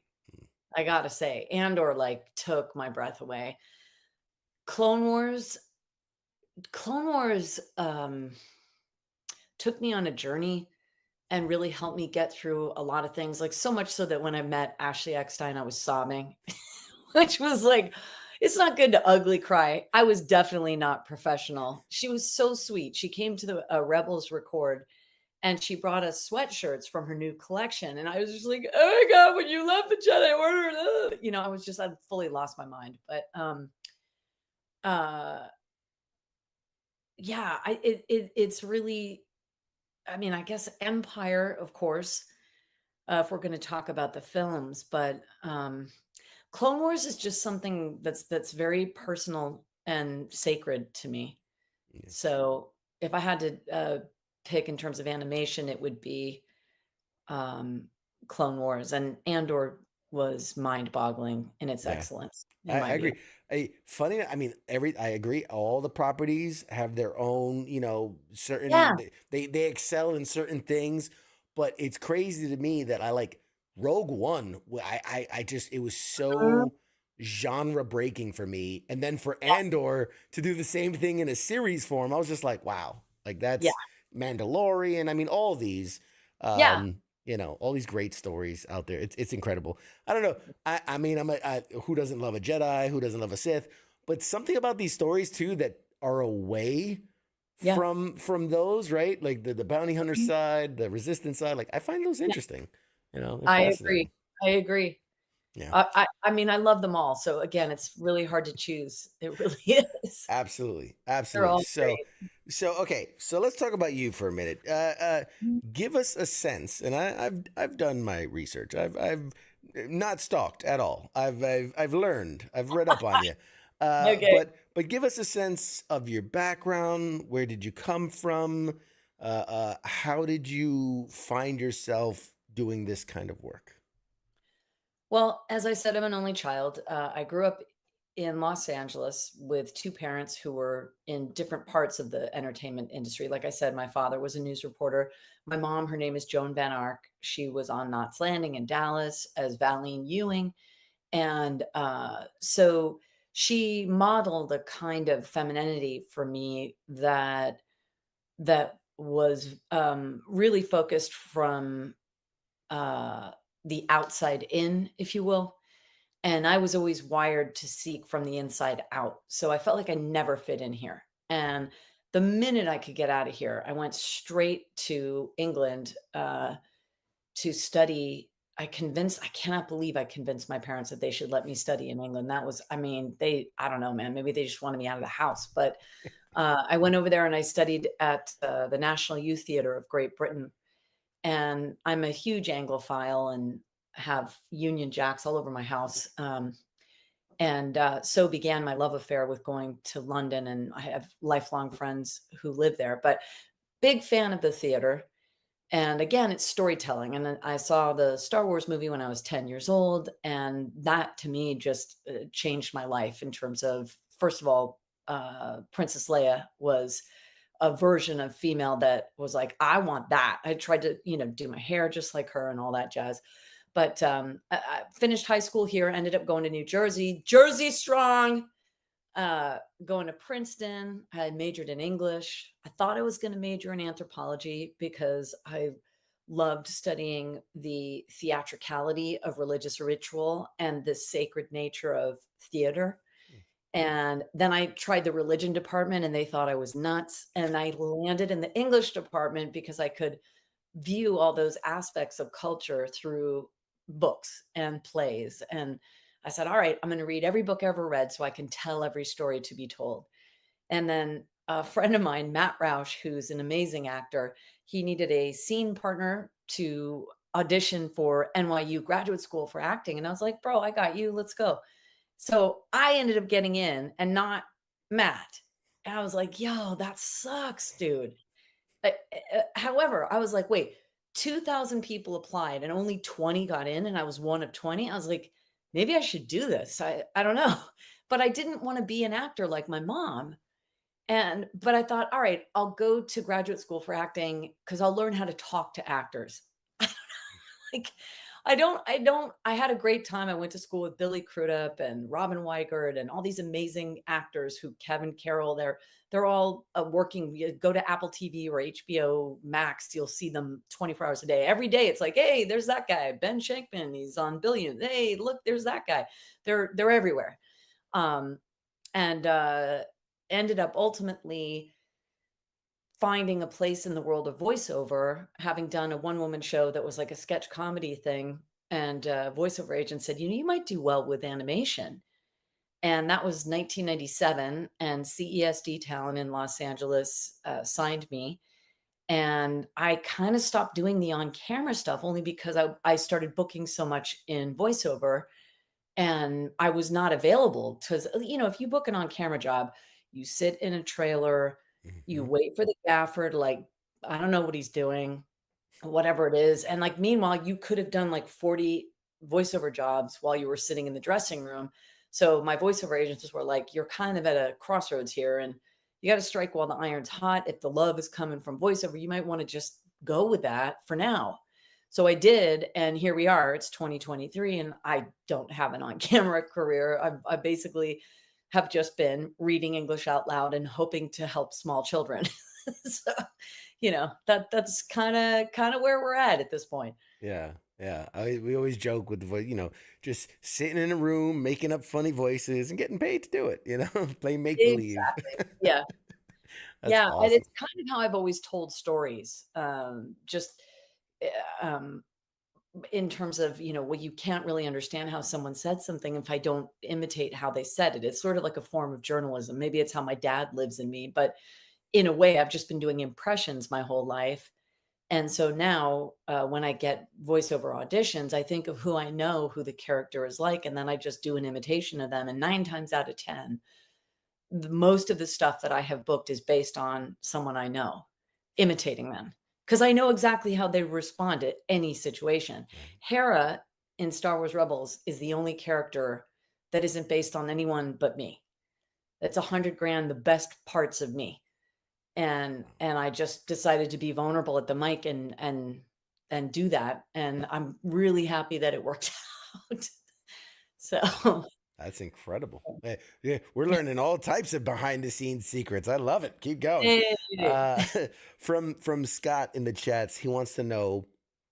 I'm trying to frame this in a way that wouldn't like break any kind of NDA or anything, but obviously with your role as Hera, and was there ever any conversation that maybe you reprise your role in Ahsoka or Not necessarily, no. I never knew.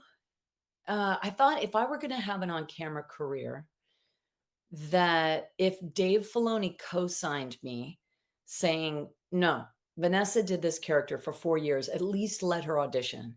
Mm, If he co-signed me, that's probably the only way at this point that I would transition into an on-camera career. And I thought either this is going to be miraculous and kick off like the next chapter of my life, or that's not my destiny. And mm, because here's the thing, I could do on camera if I wanted to get in my car at 4 p.m. in a nurse outfit and drive all the way to Culver City an hour, dying, with traffic, and then like, "Hi, I'm Vanessa Marshall. I'm a nurse," or whatever it is. And, like, I'm a nurse. And then you and cut. "Thank you very much. You're welcome." And then you walk and then you drive home. Like and who knows? Like I could totally do that. 100 grand. I could like sign up for all of that. I am not motivated to deal with that again. And I'm not saying like it's not all painful, but it's just it's a different process. Like I have a studio here at my house and I get these auditions and it's almost like I'm a chef or a magician and I can put together any soundscape that I want for my listener. I'm producing, directing. I'm going to create something that you might not hire me, but you'll respect me cuz this shit's going to blow your mind. mm. That's not how I feel when I'm driving in traffic for an hour and they get over there. So I have nothing but respect for that. And so I never felt entitled to play Hera. Right.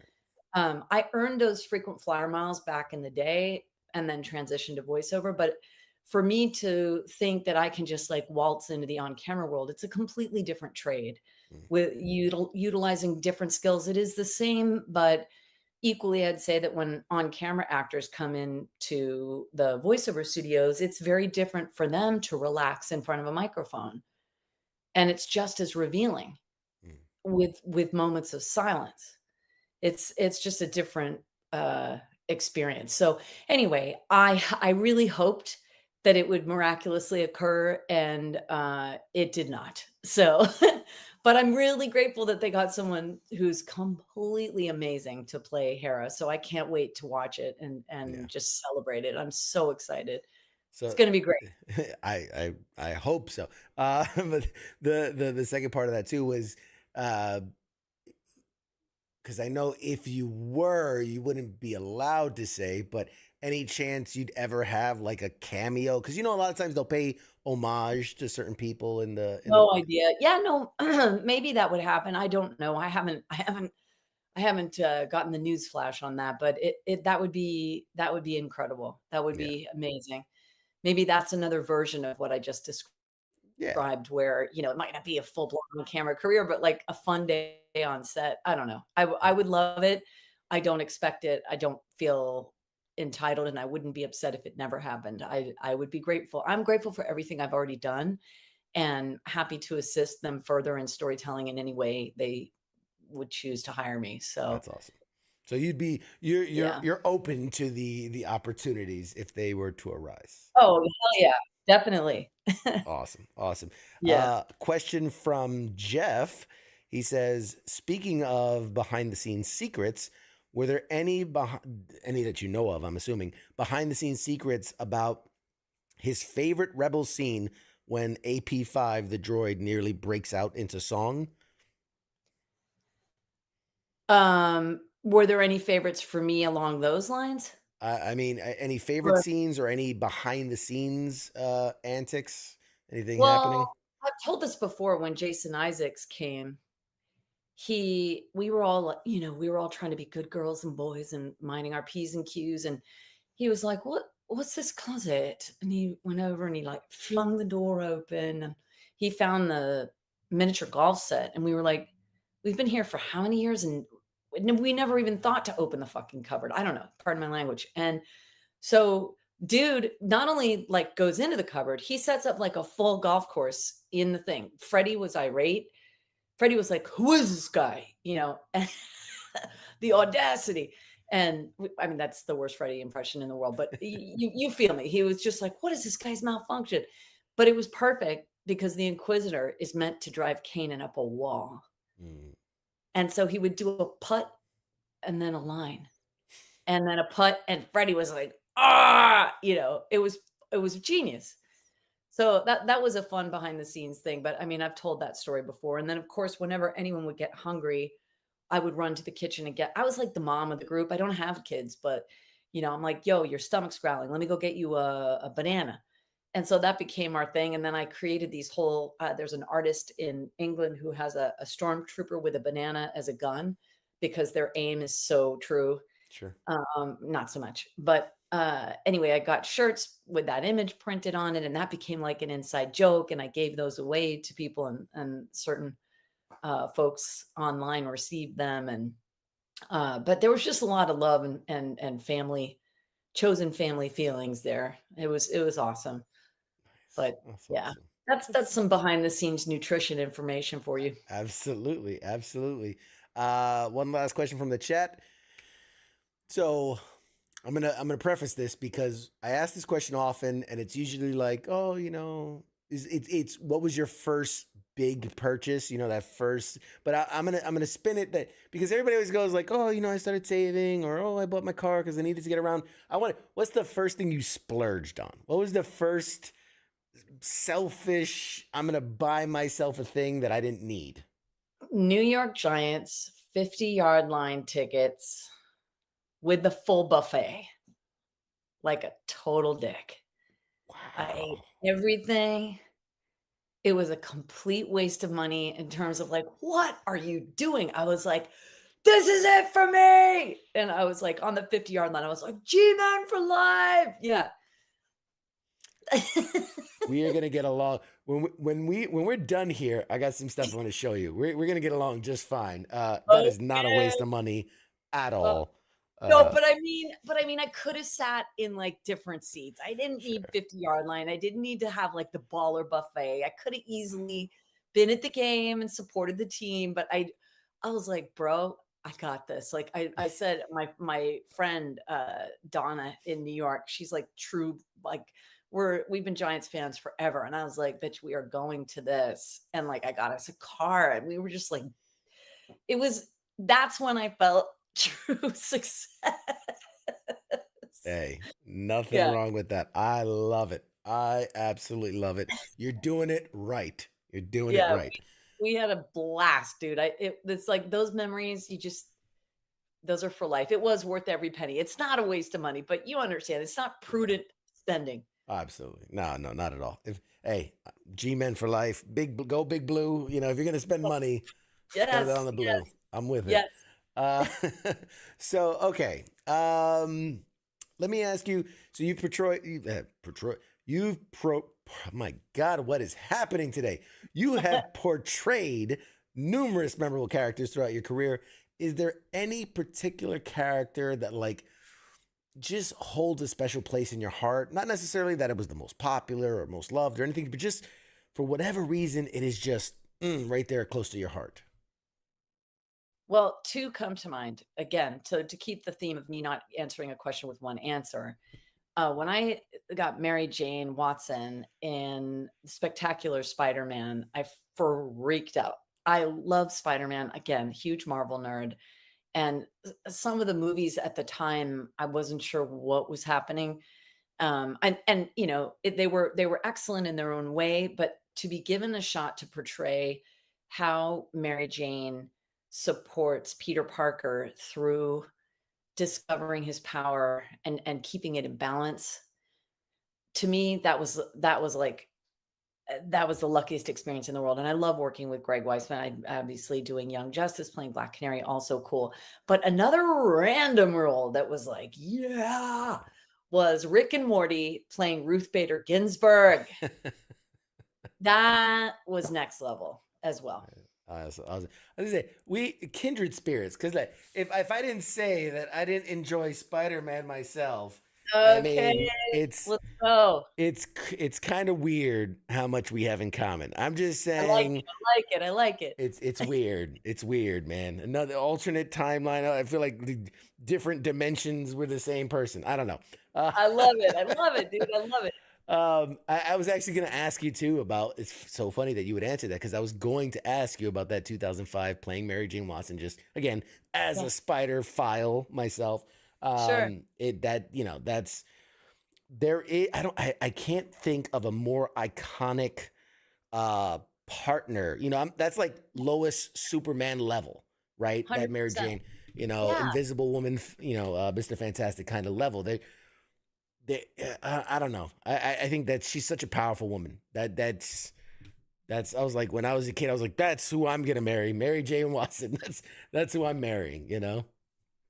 Absolutely. I mean, when I got to say the "Face it, Tiger, you've hit the jackpot" line, oh my gosh. I was like, done, done.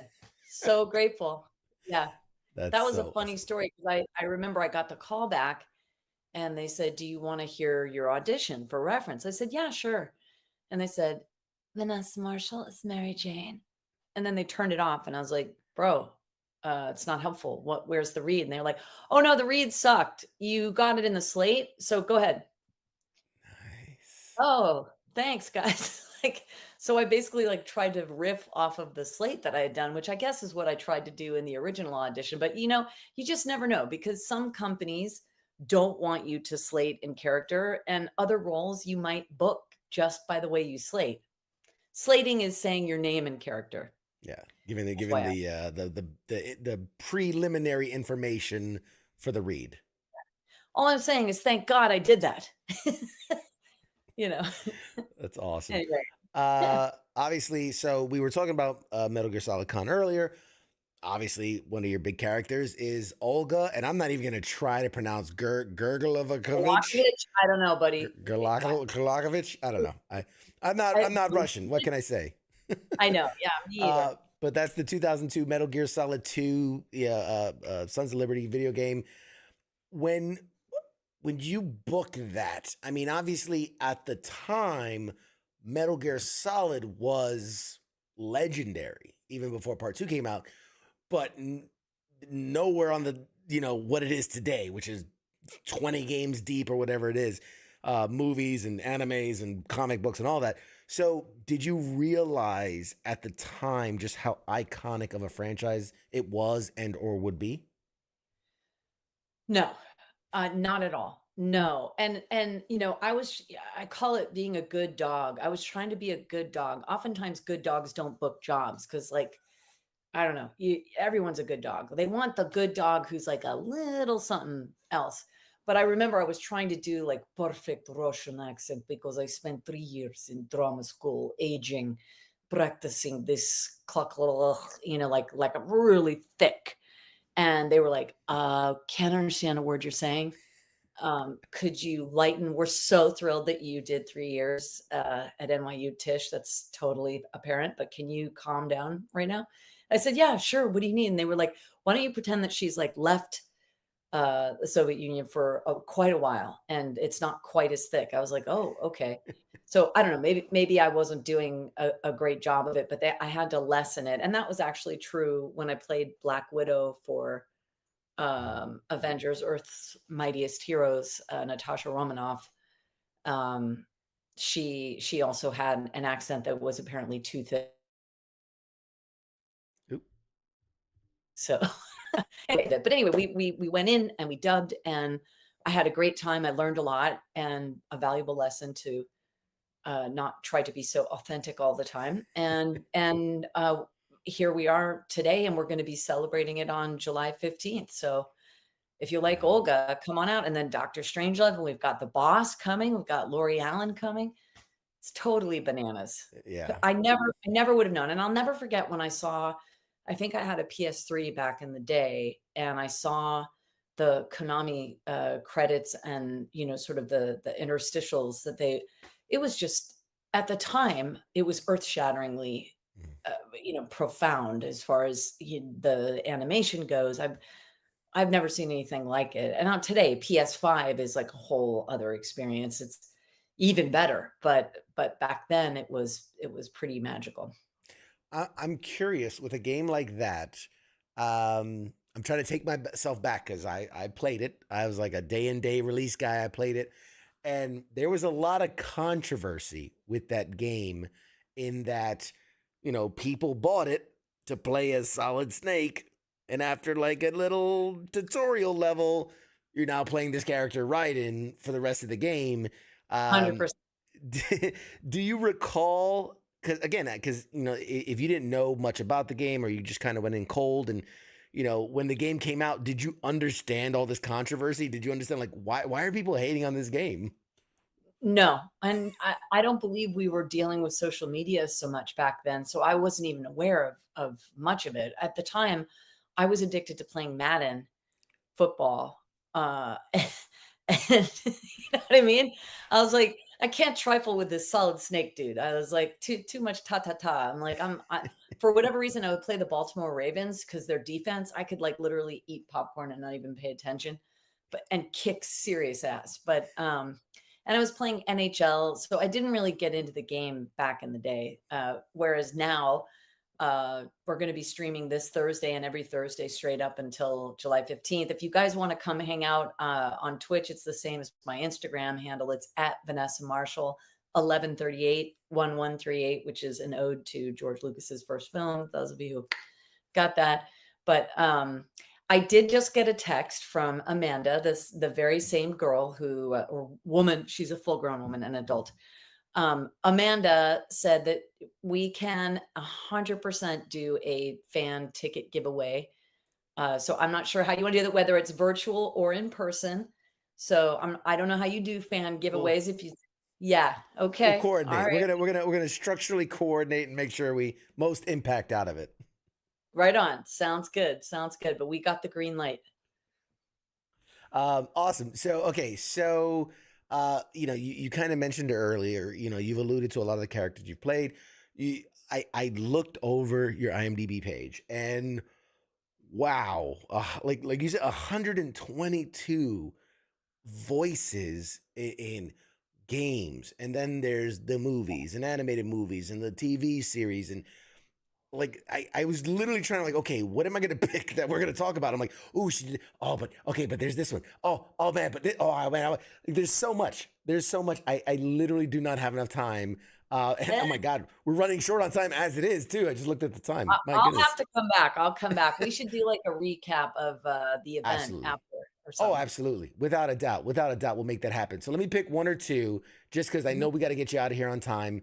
I'm curious because in just so let's, as an instance, as in Marvel and DC, you've played heroes and villains on both sides, right? So in Mhm. DC, you've done Wonder Woman, but then Uh-huh. you've also done Poison Ivy. So Yeah. what is it like for you as an actress, but also as kind of a fan to get to play iconic roles on both, Jedi and Sith, so to speak? Yeah, yeah. Well, yeah.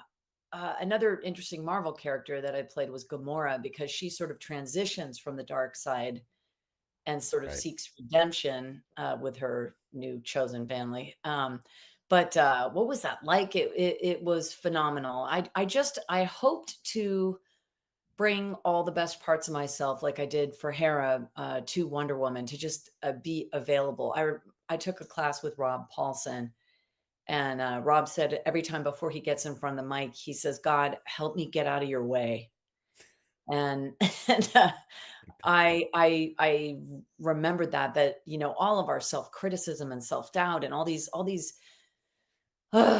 sort of bad mental habits, if you will, or whatever those safety mechanisms are, um, to transcend those and just be available to the best parts. And then conversely, to sort of explore those and, dig into them, sort of the dark side to get into some of the villainous characters. But I mean, like, even if you look at a character like Darth Vader, dark, dude, in the sense that, uh, whenever I go to 501st events and the Darth Vader dude standing there, I'm like, oh, he's up there with Thrawn. I'm like, oh, I just have this reaction. But I remind myself that it's never that simple. It's always nuanced. That guy has like crazy abandonment issues with his mom, Padme.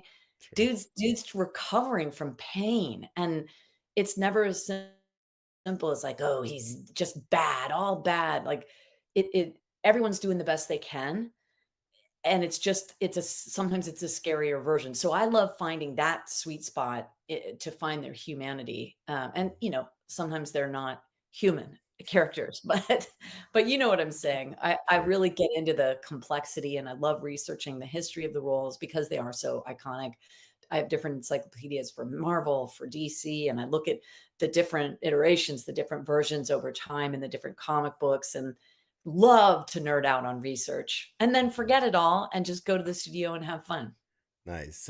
So basically, that was another question I was going to ask, is because a lot of these characters have so much backstory, have so much lore associated with them. When you book something like that, I was going to say, do you go back? Do you see the different storylines and their De- look and their style and yeah, all these things? definitely. Nice. Definitely. Yeah. I love to do that. I love And we do got to get, and I promised I was going to get you out the door on time, but I just, again, I avoid Injustice, Mortal Kombat. You were Samus in Metroid Prime. Uh, That's uh, right. That's eh, right. Yeah. Jedi Knight Outcast, or sorry, Jedi Outcast, Star Uh-huh. Wars Resistance, Star Wars Rebels. I mean, there's so freaking much that we definitely gonna have to have you come back again, because we got to talk about the Marvel stuff and the DC stuff, the Star Wars Yeah. stuff. You're in, was it Lower Decks in Star Trek? So you hit Yeah, man. everything. You've hit Dude. everything. Yeah. Yep. Yep. So Yeah. last question, because I think it'll be a good tie off to this, is that is there a dream role or character that you have yet to portray, and what makes that character special? Jean Grey. Great. Okay. Yeah, I came Okay. really close. It's interesting that I share Samus with Jennifer Hale. And I went to uh, the X-Men, I think it was a Wolverine cartoon. Yeah, I think it was the Wolverine cartoon. I played a character, Dr. Vertigo, I believe. And there was one final line at the end of it that was Jean Grey's line. And they were like, "Hey, Vanessa, would you like to just cover that line? You want to do that line?" And I did it. And I looked down and I saw Jean Grey, and I tried to act all cool. And I walked to my car and I was like, "Wait, did I just book the role of Jean Grey? I think that's all my dreams have just actually come true." And then Jennifer Hale ended up booking the job, and they probably just asked me to scratch it, but I wasn't sure if they had just offered. I didn't know what happened, but for a brief moment, I came like this close. So someday, someday, Someday I we're just gonna We're gonna I think start a fan she- petition. We're gonna demand that Vanessa Marshall gets Jean Grey. If anyone deserves it, you do. Oh, bless you. Thank you. I'm only ending this because, like I said, I'm a man of my word. I'm gonna keep you out on it. You have commitments that you have to get to. This has been a freaking phenomenal conversation. I thank you. Yeah, dude, so I can't wait much. to meet you. I'm so excited for July 15th. Thank you I so much. cannot wait. I'm sure we're gonna geek out all day.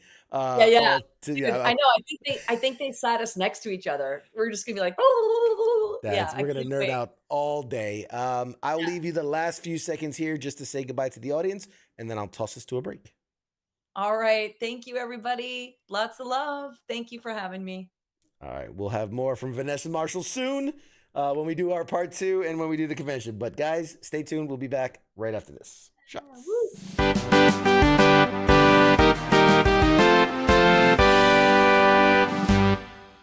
You're listening to the sounds of WTF Nation Radio.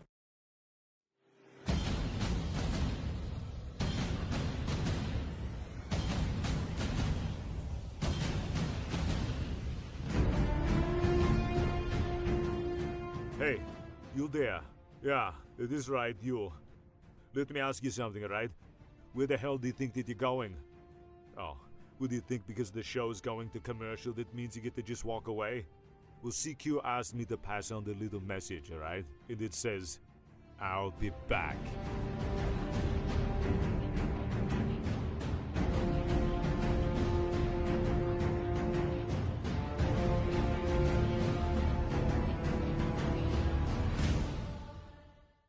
After all I've done, do you love me now? Do you love me now? After all I've said, running through your head, do you love me now? Do you love me now?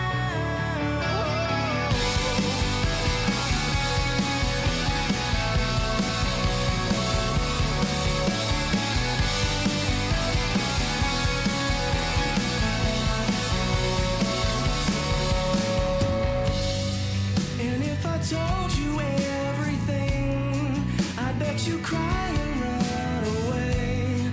'Cause with all the lies I keep, made you believe this was me. The truth is I am not at all who I preach myself to be. And I deserve to be alone. And I'm alone here with me.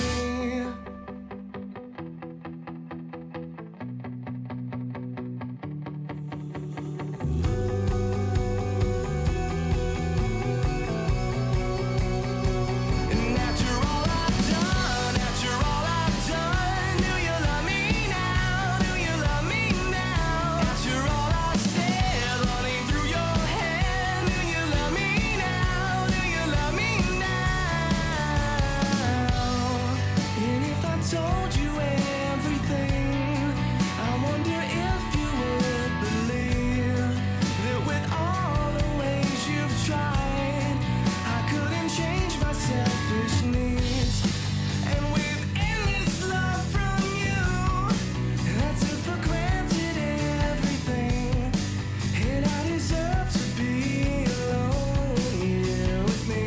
After all I've done, do you love me now? Do you love me now? After all I've said, running through your Broadcasting live from the basement of a Pentagon. This is WTF Nation Radio.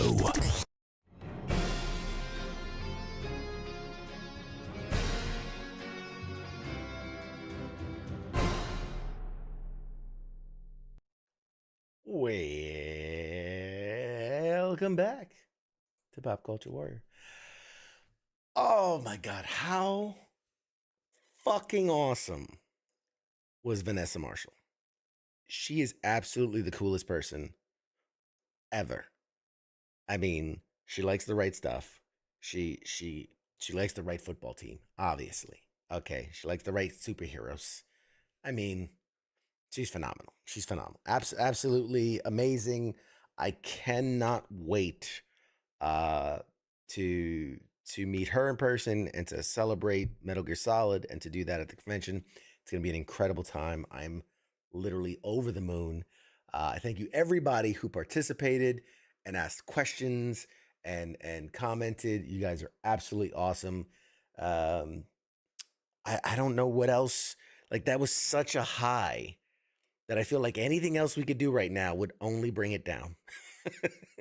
Would only come down from the peak of that mountain.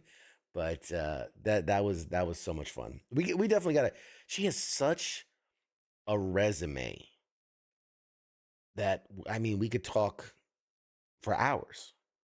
And I probably will. I probably end up talking her ear. She's gonna be sick of me at the end of Metal Gear Solid Con. She's gonna be sick of me because, you know, if we really are like sitting near each other, I'm just gonna talk her ear off all day. They're gonna have me removed. They're gonna have me removed from friggin' the convention. But yeah. So outside of that, anything else I wanted to cover in the news?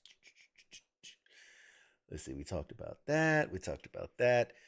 For those that are tuned in late, let's see. What are the things we covered? Angry Elf. I could do a giveaway. Stow it. Let's see. If you missed the first hour, we talked about that it was at Awesome Con and how cool was that? Go watch the movie. Go watch the video. Awesome Con, or Jesus Christ. YouTube.com/popculturewarrior. Watch the Awesome Con recap. It was awesome. We talked to Danny Trejo. We talked to Deanne Guerrero. If you don't know who that is, she was Crazy Jane in Doom Patrol. She was in Encanto. She was in Orange is the New Black. Incredible actress. Super hot. Not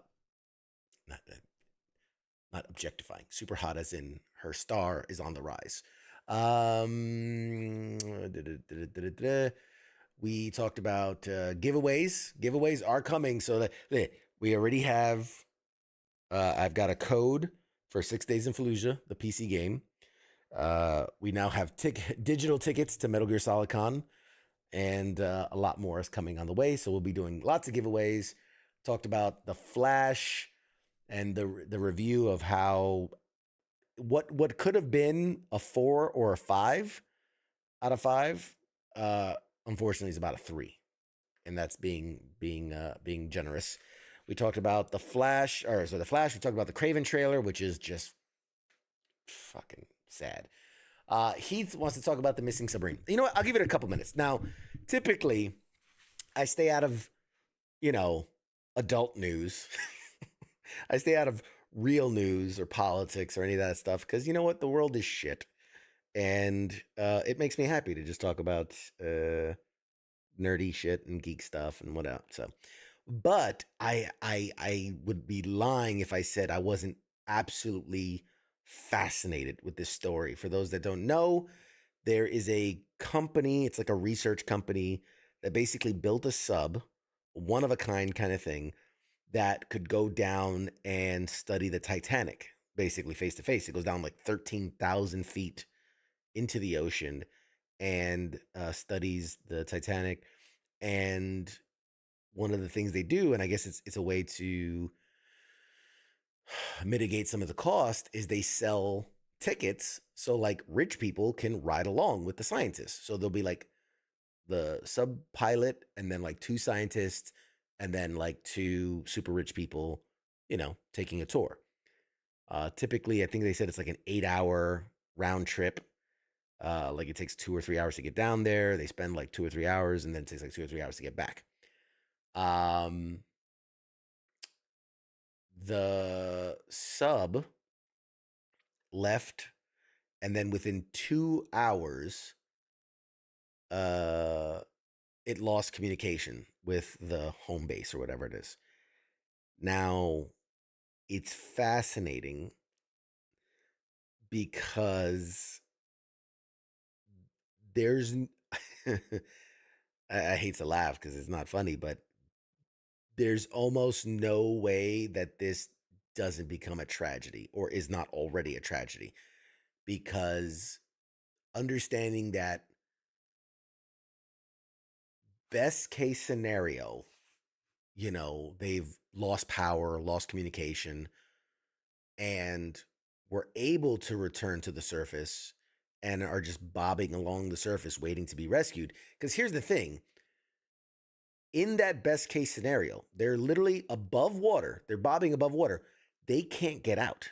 They are bolted inside from the outside. It takes a team. There's like 17 industrial bolts sealing them in and keeping the cabin airtight. So best case scenario, they are bobbing there, can be found in the next 2 days because they have apparently from deployment they have about 96 hours of oxygen. So best case scenario, they're bobbing, waiting to be rescued, and are found in the next 2 days. And in that scenario, they survive. In pretty much any other scenario, they are either already dead or slowly waiting to die, which is just horrible. It's absolutely horrible. It's sad. It's sad that, like, of all the bad outcomes, I hope they're already dead. I hope they died instantly, and I hope that, because I can't imagine I've read stories and I've seen documentaries where, like, naval vessels, like, they get, whatever it is, they get torpedoed or whatever, and then they kind of flip and go down, and, like, you have these guys that climb and are basically at the butt of the ship but can't, like, they have no way of getting out. And so, like rescue divers try to get in there and they can hear the banging, and it's like there's no way to rescue them or whatever. And obviously these guys perish or whatever. But I remember one story about, like, the ship went down. They were in a air pocket, and apparently they were keeping track of, like, the hours or the days, and they were alive for like 5 or 6 days. And they had found, like, empty food rations and things like that. Once they were able to get there, which was like months later, they were able to get in there. But they had survived like 5 or 6. Like, that's just, imagine you're pitch black, and you can hear, they could obviously hear, the banging from outside of people, like, trying to, I don't know, get to them or whatever. And you just slowly die and go crazy. But in this case, in the sub, it's fascinating. So Scott wants to know, was there not a crew above the water while they went? No. So apparently they left from the coast, and it's designed to just go out there and come back. Apparently there's not like there's not like a boat above them, right? Because it's like, oh man, I forget what it was. A couple miles off the coast of, like, Canada is where the wreck is.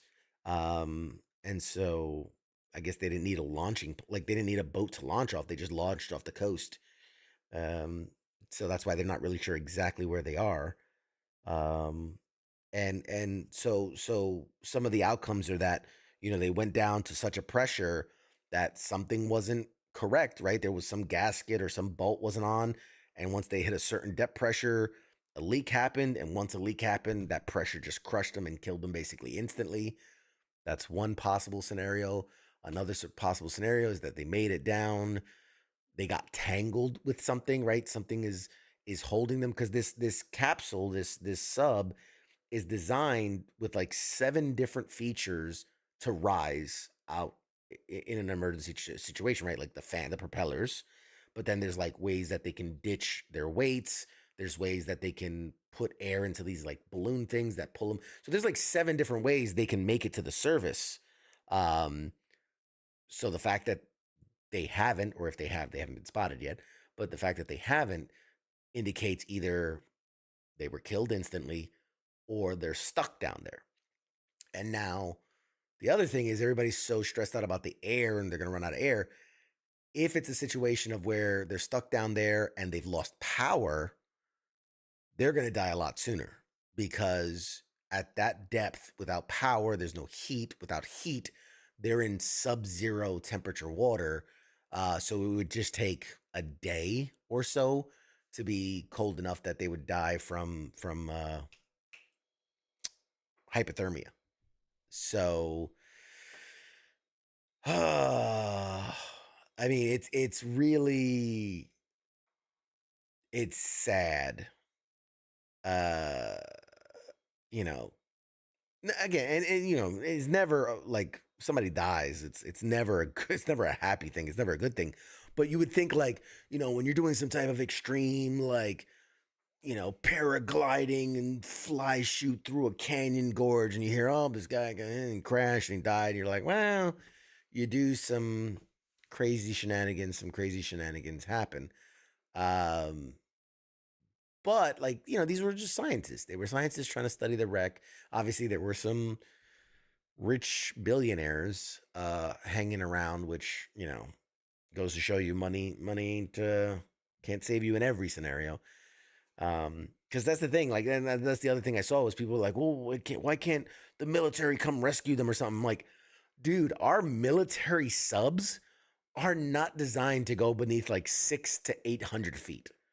Like that's their, and I'm not a Navy specialist by no means, but I did a little Googling, and 6 to 800 feet is like bare bottom bones. It's deep going. They're at like 12 to 13,000 feet. So that's a big difference. And then that sub that is most likely at the bottom of the ocean right now, there are only 3 in the world designed to go that deep. And the other 2 are nowhere nearby. So even if they knew the exact pinpoint location of where they were at the bottom of the sea, there's nothing we can do for them. We can't get to them in order to do anything, and they can't do anything in order to get to us because they are bolted in from the outside. It's just a bad scenario all the way around. I mean, I don't know. As I say, I feel bad. I feel bad. Like, and that's it. Like I said, that situation. I'm hoping they had a quick death. I'm hoping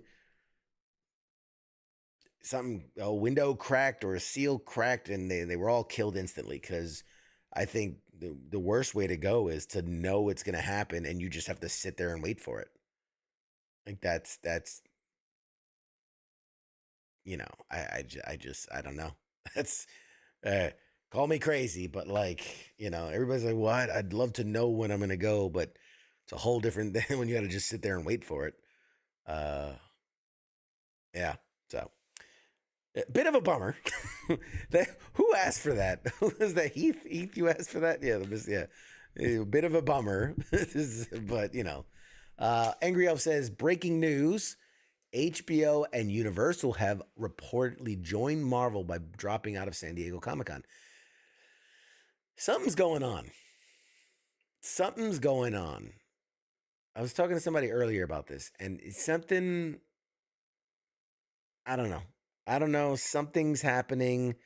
Oh yeah, we were talking about this in the first half with Massey, who unfortunately had a emergency. He was gonna stick around for this. We were joking about like, oh, are you gonna be here or not? He was gonna be here, but he had an emergency, family stuff he had to go take care of. So he's fine. It's got some stuff they had to take care of. But we were talking about how, like, I don't know, maybe it has something to do with the writer's strike. I don't know. I don't know. You know, maybe they feel like it's a bad look of them promoting all this stuff when the writers are striking. You know, like, how are we going to promote the work that they're not doing or that they did? And yet, right? Because, like, that's the idea is like when you promote something, like, writers wrote that. You know, when you're here to talk about the Echo series or the Daredevil series or, you know, whatever it is, like, writers wrote that. And then to be promoting that work while the writers are on strike might have a bad look. I don't know. Maybe that's what it is. Maybe they don't foresee the writer's strike ending before Comic-Con, which would be unfortunate. That's a whole nother month. Outside of that, I think now that I brought the mood down quite a bit, I think that's a good time to call it. Now that we've essentially killed the vibe, this has been fun. I got to figure out why the hell I couldn't get, why I could not get Kick to work tonight. I got to figure that out. But I will figure that out. And next week, we'll be live on Kick as well. You should watch us there. I mean, if you, God bless you, if you watch, we love you. We appreciate you. If you could give us a follow on Kick, it's free. It's a free platform. It's just like Twitch, just like any others. Go to kick.com, create a, like YouTube, create a thing, and then find Pop Culture Warrior. Find all the other shows, WTF Nation radio shows, because each show is going to have their own kick. So Sports Bar, Monday edition, which, you know what, screw it. That's a perfect segue into, let's see. Let's bring up, where is my list? Where did I put the list at? Shoot. There it is. Hey, I forgot where I put the button. So speaking of shows, we've got the Sports Bar on Sundays nights, so go check out their kick. We've got the Monday edition, Monday nights. Go check out their kick. It's just like tuning in anywhere else. It's just, we're trying to reach out our exposure. So if you could follow us on Kick, that'll help the algorithm suggest it to other people. You don't have to watch us there, but if you could give us a follow on there, we'd appreciate it, because it helps our reach and helps us bring in new viewers and whatnot. So we appreciate it. Obviously Tuesday nights here at Pop Culture Warrior. Wednesdays, the Smoke Pit, Radar and TZ, which I think tomorrow's going to be an off night. I think they're previously engaged. Thursdays, Sergeant's Time with Ice and whoever's there. And then Friday Night Freedom, of course, with Kaz and Pookie. But maybe there's a special guest co-host on Friday. I don't know. We'll see. Tune in and find out. There might be. You never know. So, bringing it back to us. I said bringing it back to us. Where's my button? There it is. I've moved my buttons around. So I'm like, why isn't it where it used to be? That's right. Oh, yeah, I moved all the buttons. Guys and gals. Let's be honest, it's mostly guys. I haven't seen a gal in the chats in a while. It's mostly guys. That's okay. That's all right. Scott says, go live on Twitch too. I can subscribe with my Amazon Prime. We were on Twitch. We were on Twitch for a while. For reasons that we won't discuss here, we're not on Twitch. And instead, we'll be on Kick. Kick just, here's the thing. Twitch, and this is just me personally. I'm not speaking on behalf of WTF Nation Radio or any of its affiliates. Me personally, Twitch is not supporting its creators. The people that make it what it is are not helping them, and they're not showing them the proper respect. Best case scenario on Twitch, best case scenario, if you're in a very select few, at the very best percentage, you donate $10 to your favorite Kick or Twitch streamer, they're only getting $7 out of that 10, and Twitch gets the other 3. Doesn't seem like that much, but again, it's a select few at that best rate. And when you're at that best rate, it's more like it's 100,000 coming in, and they're only getting 70,000 out of it. So Twitch isn't creator friendly, in my opinion. In my personal CQ opinion, Twitch is not creator friendly as Facebook or Twitter or YouTube. And Kick right now is coming out strong, and they're offering, for those creators that qualify, I'm not saying this is us, but for those creators that qualify, Kick is offering a 95-5 split. So you get 95 cents out of every dollar you earn, which when people support their channels, they think they're giving it directly to that person when they're not. They're giving it to the platform, and the platform decides how much it wants to share with that creator. So just tossing this out there. If you have a favorite supporter or a favorite person that you support, instead of, just throwing money like at a Twitch or at like maybe find out if they have a GoFundMe, find out if they have a Patreon, go find out if they have sometimes they'll put up their Venmo or their PayPal. I mean, that way you can contribute straight to the people that you love. And I'm not talking about us. I'm not talking about me. I don't care if it's Mr. Beast or whoever, whoever you love and support and want to show love to, consider donating directly to them. They'll get a much higher percentage of those funds than if you donate to a platform, who then takes a lot of it. So, again, ending on a super bummer note, but that's we set them up and we knock them down. All right, guys. So one last time, next week there is no show. I will be in the Caribbean somewhere, the Bahamas specifically. So if you're in the Bahamas, come find me. I'll be around. So next week there's no show. The following week is Tuesday is the 4th of July. And God damn it, I'm going to be celebrating my freedom by trying to blow off more of my fingers. So I will not be available that night because I will be launching the biggest, angriest fireworks I can get my hands on. If I have 9 fingers at the end of that night, I've done something wrong. So that'd be 2 Tuesdays in a row that we don't have a show. But July 11th, buckle up, because we are going to have a bombshell of a show. And I can say it, David Hayter is going to be joining us. Solid Snake himself will be on the show. Fucking Solid Snake. And not only is he David Hayter, the voice of Solid Snake, he's also David Hayter, the screenwriter for X-Men and X2, like the movies that launched Hugh Jackman and the X-Men franchise. Like, he was one of the screenwriters on them. So, I mean, we've got a lot to talk about with David Hayter. And then again, that weekend, I'll be going out to LA to celebrate Metal Gear Solid Con. So it all ties together very nicely. Almost as if I planned it like that.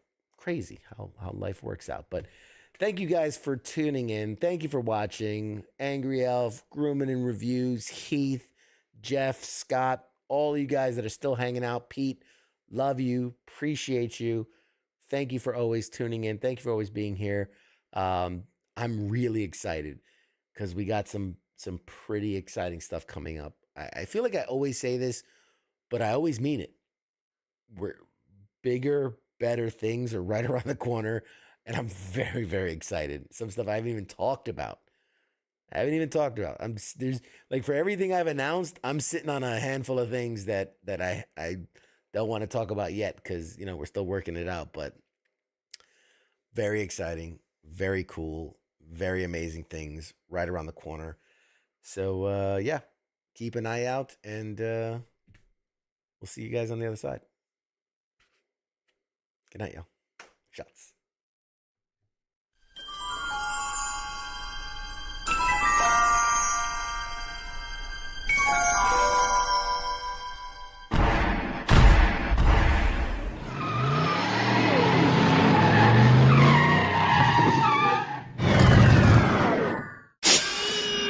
Doc! Oh, no! We're too late! We missed it! Oh, jeez, this is heavy. Ah, wait a minute, Doc, I got a time machine.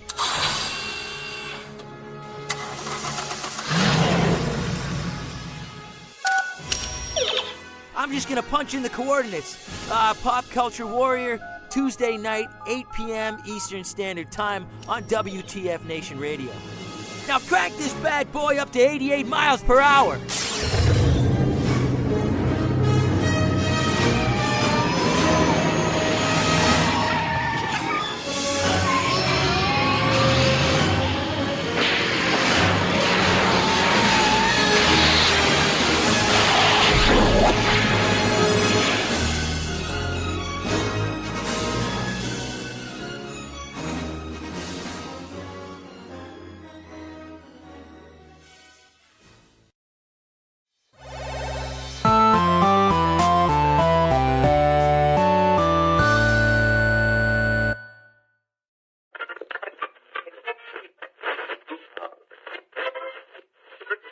see it.